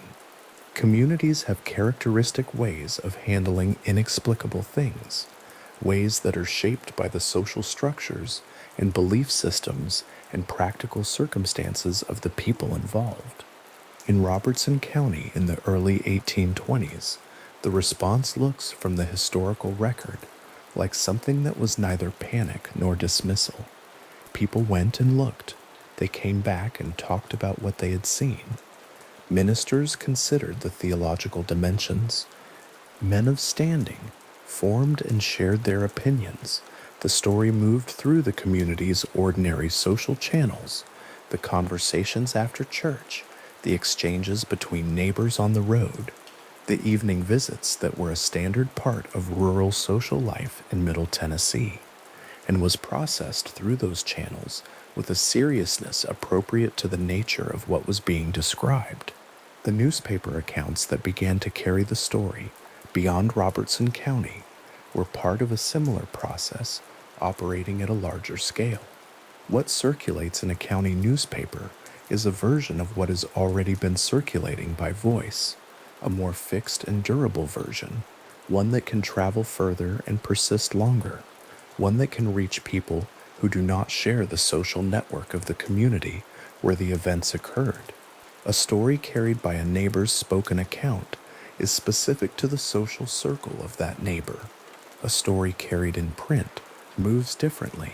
It goes where the paper goes, is read by people who have no prior knowledge of the Bell family or Robertson County, arrives without the context of personal knowledge and community trust that shaped how the story was received among the people who knew the Bells personally.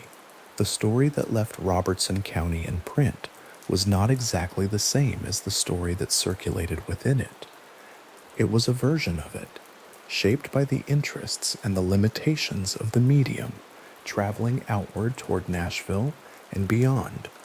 The road between Robertson County and Nashville would have carried travelers in both directions, farmers going to market, merchants carrying goods, ministers visiting congregations, people with business in the county seat, moving along the established routes of commerce and social connection. Those travelers carried news, as travelers have always done, and the news that carried further in those years was the news that was strange enough to be worth repeating. A story about a family whose farm produced good crops is not a story that travels far. A story about a farm in Robertson County where a voice spoke from empty air and quoted scripture back to a minister who came to categorize it. That was a story that traveled. It reached Nashville. It moved beyond Nashville. Visitors reportedly came from considerable distances to the Bell farm in those years, drawn by accounts they had received through this chain of transmission, arriving with their own expectations and their own frameworks and their own capacity to contribute an additional set of eyes and an additional account to the cumulative record. The Bell farm would have looked the same to those distant visitors as it looked to the Robertson County neighbors who had been coming for years.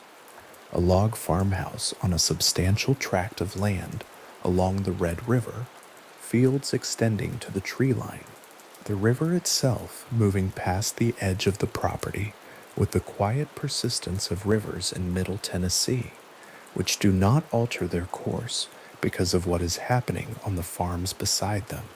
The house standing in its ordinary proportions, the same squared log structure that any traveler in the region would recognize as a prosperous farming family's home.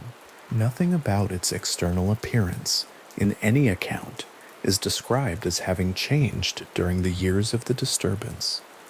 The farmhouse looked like a farmhouse. The fields looked like fields. What was different was not visible from the road and had never been.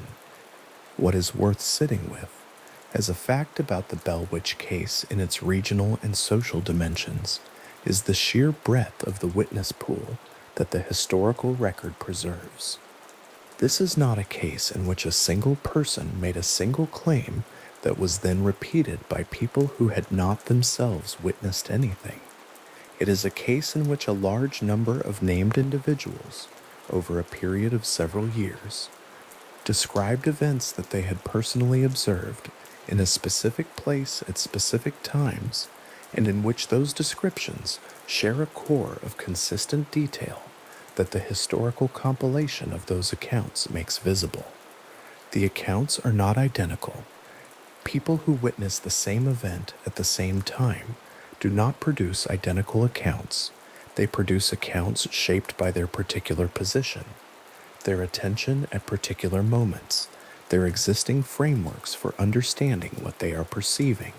But the Bell Witch accounts, across the range of named witnesses, share enough consistent content to establish the outline of something that a large number of people in Robertson County between 1817 and 1821 observed and took seriously enough to report.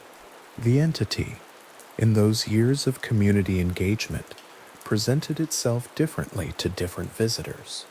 Some accounts describe it as wary of strangers, taking time to acknowledge new arrivals before engaging them directly. Other accounts describe it as immediately forthcoming with new visitors, addressing them by name, demonstrating a knowledge of their personal circumstances that they had not shared in the farmhouse. The range of behaviors described across accounts gives the entity an odd quality of variability, not the mechanical repetition of something that performs the same function in the same way each time it is triggered, but the more irregular responsiveness of something that was attending to the specific social dynamics of each gathering and responding to them selectively. Whether that variability was a consistent feature of the phenomenon or an artifact of accounts that were produced at different times by people with different observational focuses is something the record does not resolve. Ministers who came after Reverend Gunn came with the benefit of his experience in the sense that the clerical community had already processed the theological difficulty he had encountered and had not arrived at a resolution. What they found at the Bell Farm was consistent with what Gunn had found, an entity that could engage religious material with a familiarity that did not fit the available categories for adversarial spiritual forces, that could quote scripture and sing hymns with accuracy, and that did not respond to the interventions that ministers in that tradition would typically have brought to an encounter with a malevolent spiritual presence. The entity's relationship to religion is one of the genuinely puzzling features of the case for anyone approaching it within the terms of the 19th century American Protestant tradition, because the framework that tradition provided for understanding spirits that spoke was not built to accommodate a spirit that quoted the gospel accurately and sang the hymns correctly and engaged in extended theological conversation without apparent discomfort. The social world that the Bell Witch case inhabited in those years was a world organized in important ways around the local church.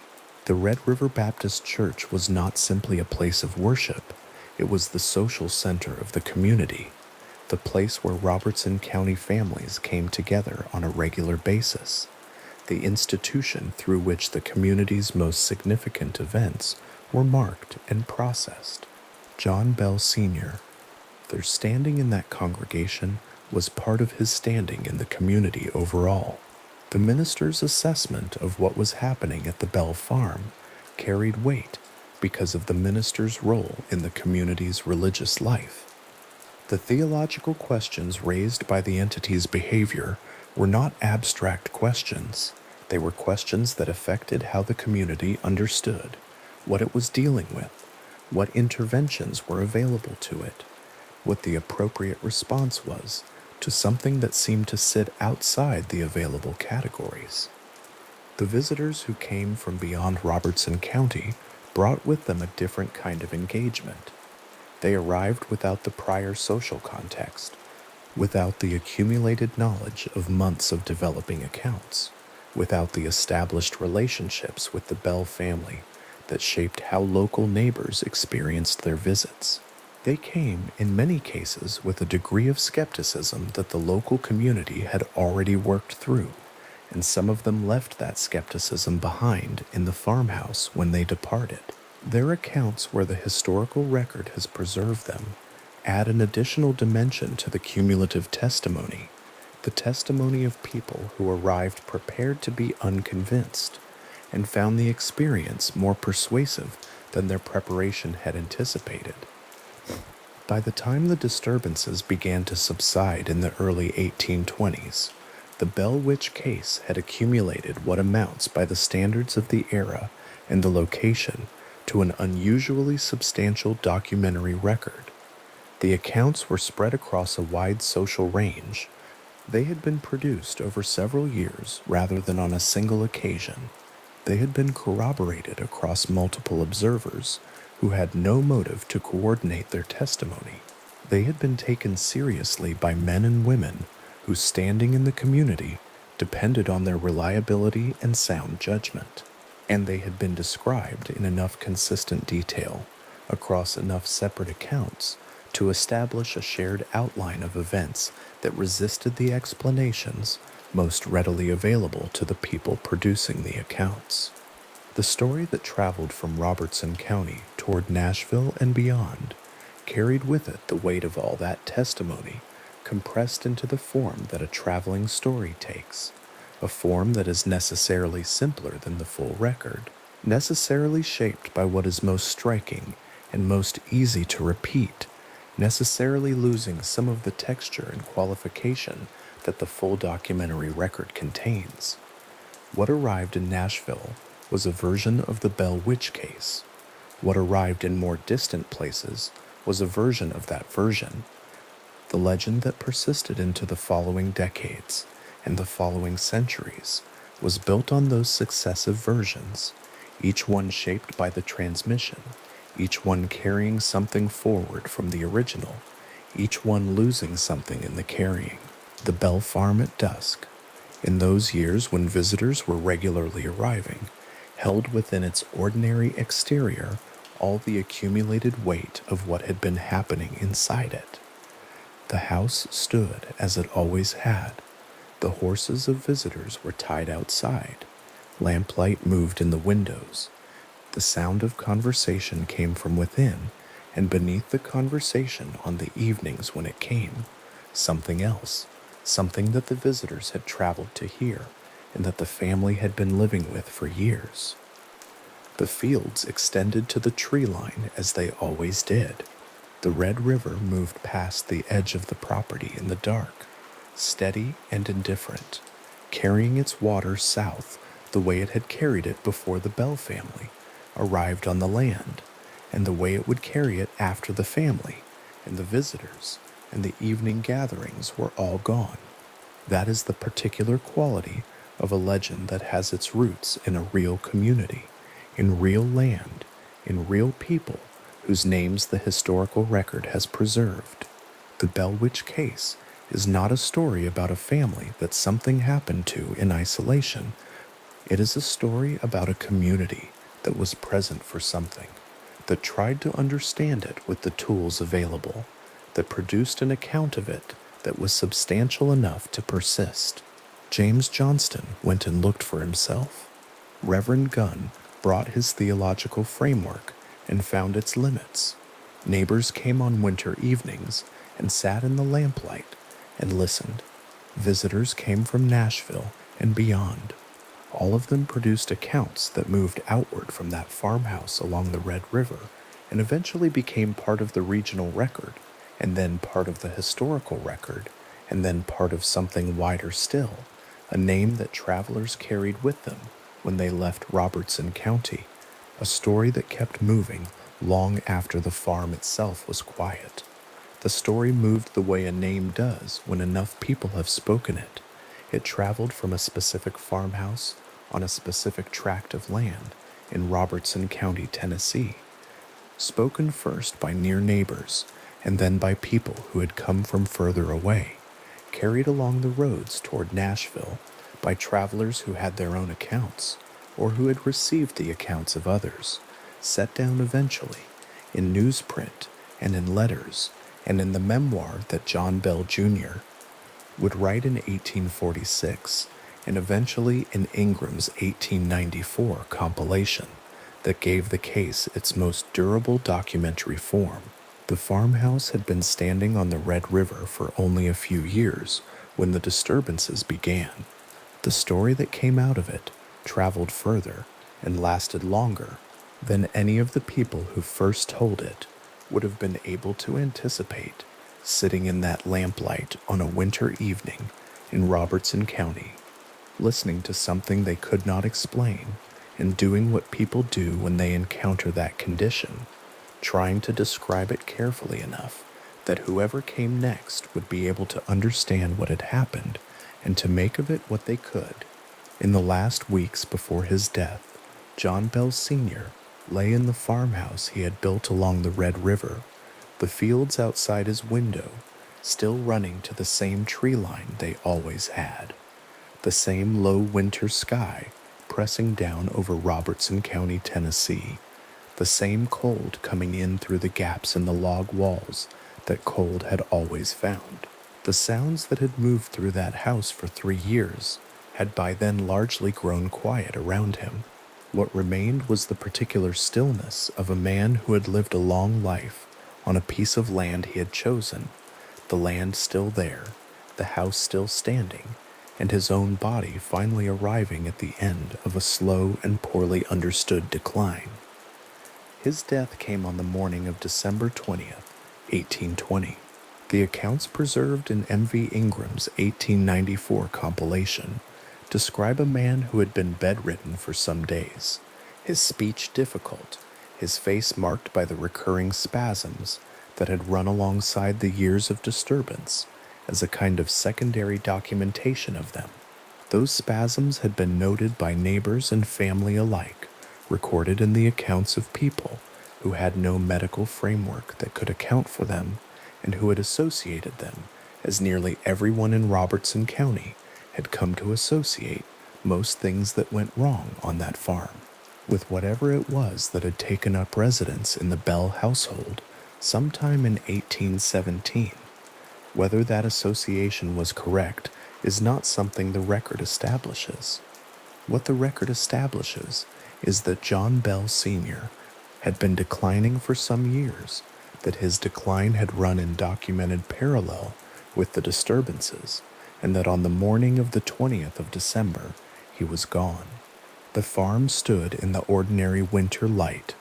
The Red River moved past its edge as it always had, wide and slow, and carrying the color of the cold sky above it. The fields were dormant. The outbuildings were still. There was nothing in the visible landscape of the Bell property on that morning that would have told a traveler passing on the road that anything particular had occurred inside, and that is one of the things the record quietly preserves about that place and that family, that the land itself held no visible mark of what the years had contained. Inside the farmhouse, in the period immediately following John Bell's death, something else entered the documentation.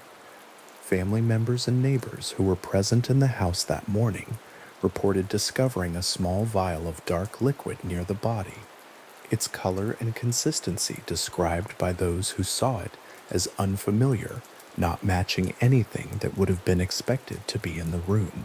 The origin of the vial was not explained by anyone present. No one claimed to have placed it there. No account that survived offered a history for it. It simply appeared in the documentation as an object sitting in plain sight beside a dead man, with no attachment to it other than its own strangeness.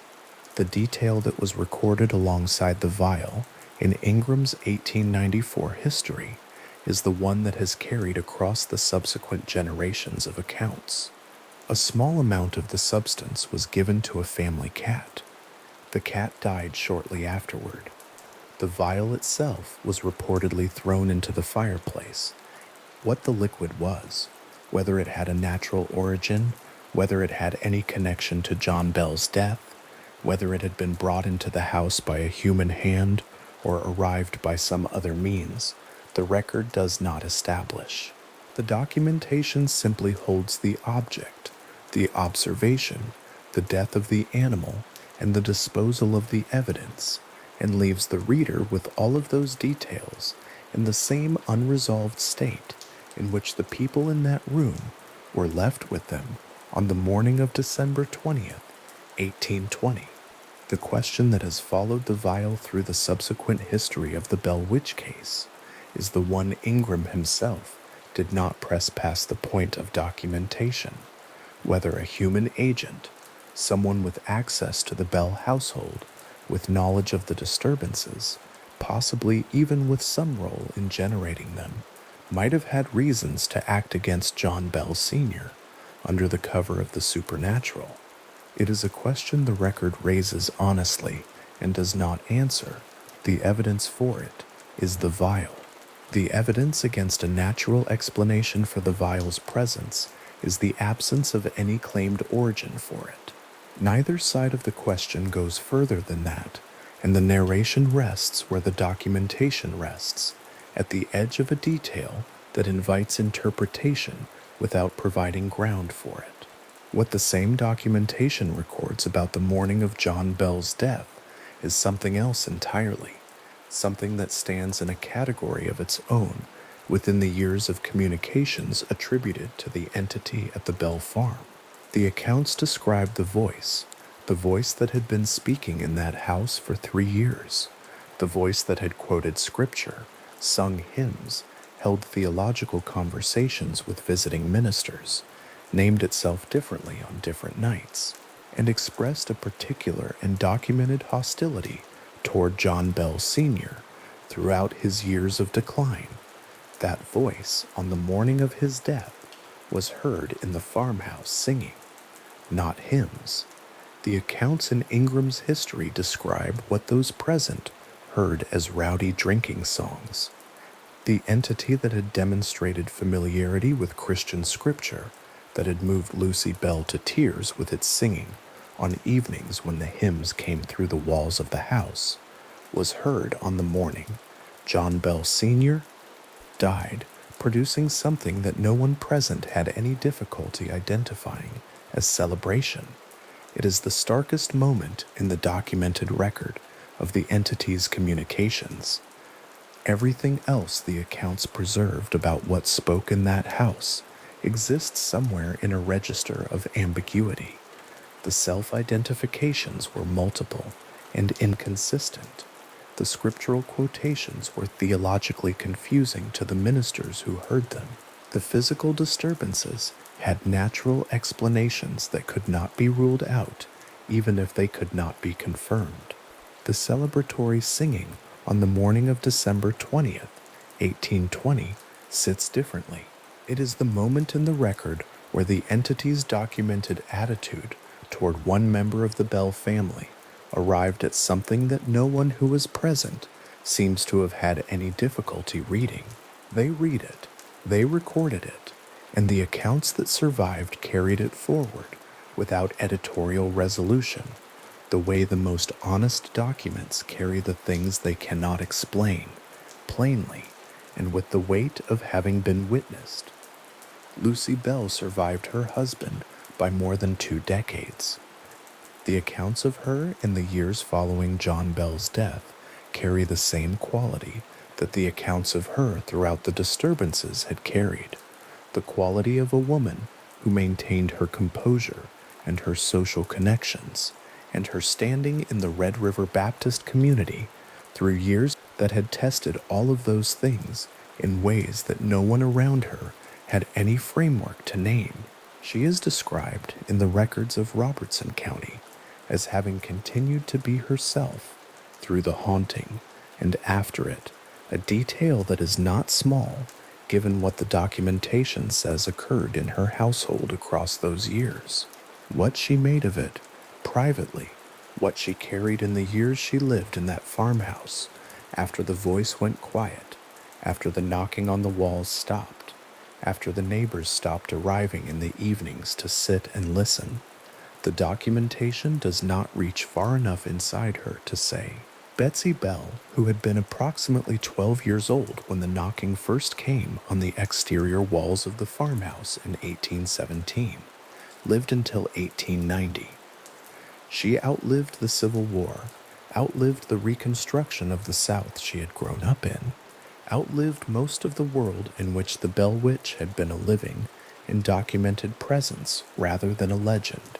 She married in 1824, following the dissolution of her engagement to Joshua Gardner, a dissolution that accounts associate with the entity's documented and persistent hostility toward the relationship, the voice having reportedly made its opposition to the match clear across multiple communications. She settled elsewhere in Tennessee and is recorded as having lived a long and unremarkable life in the external sense, the kind of life whose ordinariness stands quietly against what she had experienced in her parents' farmhouse as a girl. She was the longest lived of the primary witnesses. She was 12 years old when it began, and she was an elderly woman when she died, and whatever she remembered of the sounds and the voice and the red marks that appeared on her skin in rooms where no one was standing, that memory she carried for the better part of a century, the disturbances on the Bell farm having arrived early enough in her life to have been among her first long memories, and the years between then and her death having been long enough that the legend itself had already left the farm and traveled into the wider world by the time she was middle-aged. John Bell, Jr., who authored the 1846 memoir Our Family Trouble, while the events were still within the living memory of people who had been present, was a child in that farmhouse during the years of the disturbances. He set down what he had witnessed and what he had been told by members of the family and community who had witnessed more. His account and the interviews and research that M.V. Ingram compiled alongside it in the 1894 history form the core of what the documentary record of the Bell Witch case contains. The handwriting of a man who had been a boy in the Bell farmhouse during the years the entity spoke, the ink long dried on pages that had moved from the manuscript into the printed record, and from the printed record into a case that had by 1894 already been traveling through Tennessee and beyond for the better part of a century. That handwriting is still legible. The account it carries is still there on the page, intact in the form in which it was set down. The entity had reportedly promised before the disturbances subsided in 1821 that it would return. The accounts preserved in the historical record describe this promise as having been directed to John Bell, Jr., specifically, a stated intention to come back in 7 years. What the record says about the period 7 years later, in 1828, is that something did return to the Bell home. It manifested primarily in communications with John Jr. and Lucy Bell. It was less physically disruptive than the original disturbances had been. It retained by the accounts the characteristic voice and the characteristic quality of demonstrated knowledge that had marked the entity across the years of the original haunting. The 1828 accounts carry considerably less external corroboration than the accounts from 1817 through 1821. Fewer witnesses, less contemporaneous documentation, a heavier reliance on family testimony that was itself recorded later and at greater remove from the events. What the documentary record says about 1828 is that something was reported, that the family acknowledged it, and that it subsided again. The weight of historical evidence rests with the original period.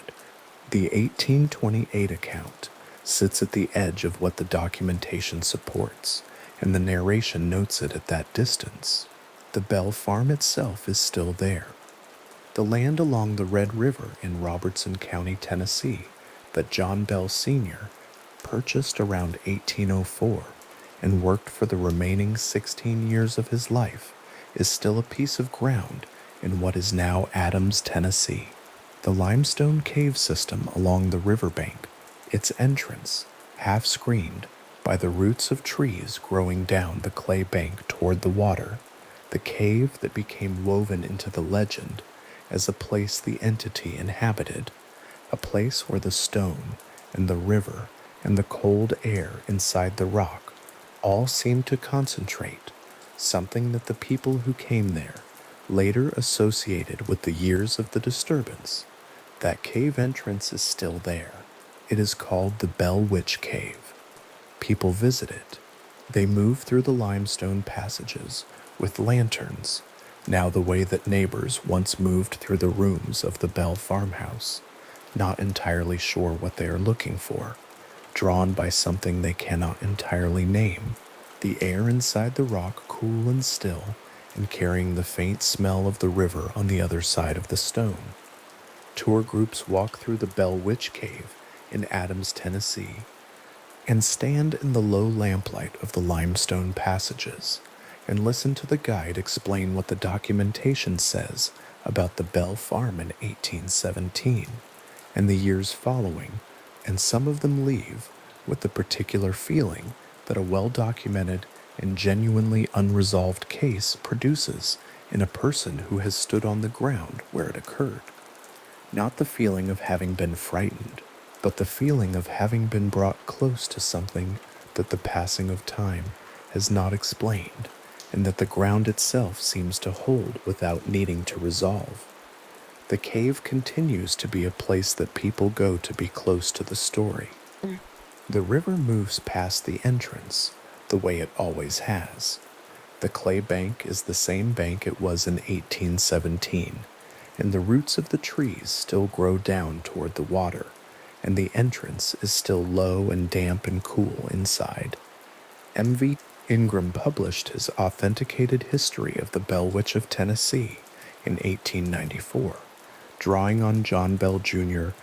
Clean's 1846 memoir, on interviews with people who carried family and community connections to the events, and on his own research into what Robertson County had documented and passed down through the decades between the disturbances and the compilation of the record. The title he gave the book, Authenticated History, carries its own kind of weight when held against the content of the text, because what Ingram documented was not a case whose events were authenticated in the sense of having been explained or confirmed through any mechanism that placed them within the understood framework of cause and effect. What he authenticated was the testimony. He authenticated the fact that named people in a specific place across specific years had recorded specific observations, and that those observations had been consistent enough across enough witnesses to constitute something that could not be dismissed as the report of a single unreliable source. The authentication is evidentiary, not explanatory. The events remain, after Ingram, as unexplained as they were before him.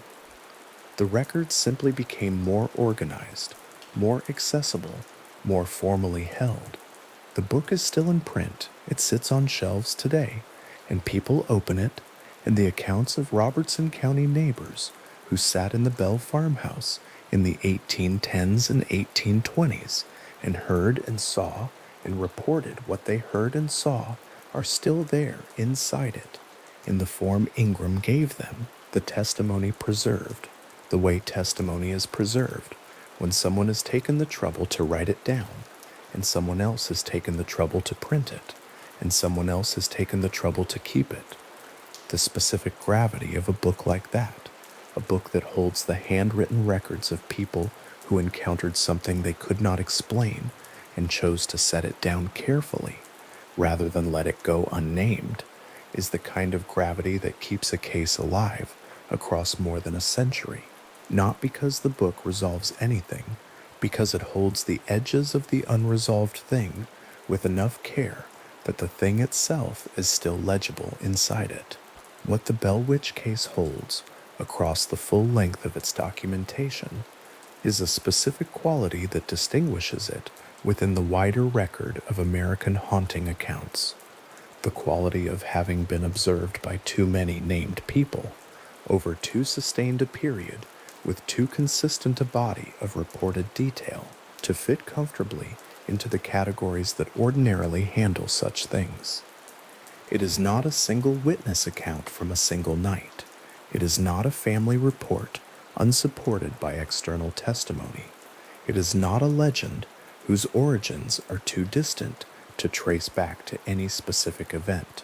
It is a case with named witnesses, a named family, a specific documented property, a primary source, memoir written by a member of the family who was present, a secondary compilation produced from that memoir and from independent interviews, a physical location that still exists, and a community record that carried the events forward from the 1810s into the 1820s, and from the 1820s into the broader regional consciousness, and from there into the permanent literature of American unexplained phenomena. The documentation stops at the edge of what it can establish. It stops there, honestly, and what it has left at that edge is the Bell Witch case, still open, still documented, still carrying the specific weight of having happened to specific people on a specific piece of land in Middle Tennessee, the land still there, the record still intact, the question still standing, exactly where the last witness left it. The Red River moves past Adams, Tennessee, in the same direction it always has, cutting along the same bank it cut along when John Bell Sr. arrived there in 1804 with the intention of building a life on a substantial tract of Middle Tennessee soil.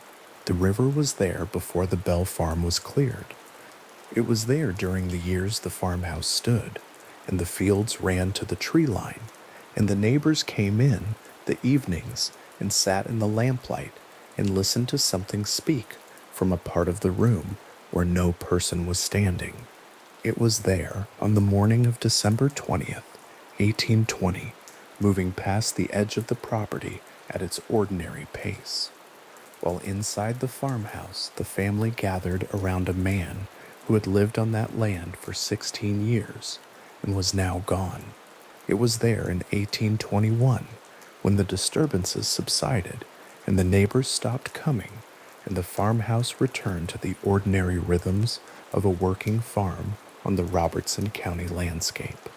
It is there now in Adams, Tennessee, moving past the entrance to the limestone cave that bears the name of the thing that spoke in that house. The water carrying whatever the water carries. The sound of it low and persistent and entirely indifferent to the question it runs beside. The Bell Witch Cave stands with its entrance open to the river air, the limestone cool inside, the passages narrowing as they go deeper into the clay bank. People who visit it stand in the low rock chambers and let the guide's voice carry the story through the space that the stone and the water and the roots of the trees have held since before there was a Bell farm on the land above them. The cave was there when John Bell purchased the property. It was there when the knocking first came on the walls of the farmhouse in 1817. It was there through all the years the voice was heard, and it was there when the voice went quiet, and it is there now, its temperature constant, and its air still, and the sound of the river audible through the rock when the passage grows quiet enough. The record that documents the Bell Witch case is itself a kind of cave, a space inside which the testimony of people who encountered something they could not explain has been preserved in the cool dark, intact, waiting for whoever comes to it with a lantern.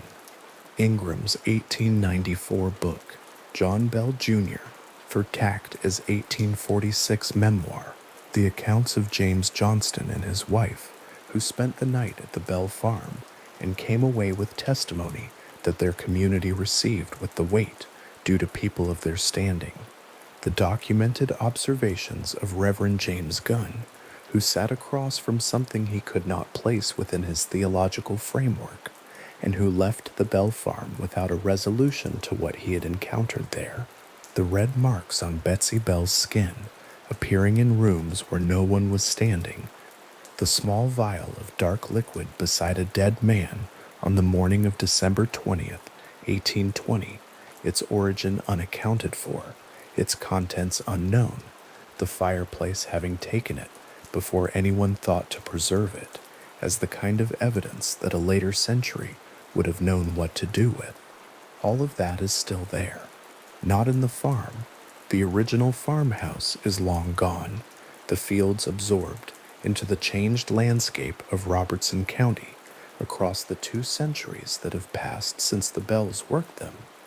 But in the record, in the text, in the pages Ingram organized and printed and sent out into the world in 1894, and in the pages those pages have generated in the years since, the case moving forward through time, the way the river moves through the landscape, not because anyone is pushing it, but because it has not yet arrived anywhere that requires it to stop. What happened in the Bell farmhouse between 1817 and 1821 has not been explained. That sentence has been true for more than 200 years, and the passage of time has not moved it closer to resolution in any direction, neither toward the confirmation of a supernatural cause, nor toward the identification of a natural one. The witnesses named the things they observed. The accounts were recorded, the records were compiled, the book was printed,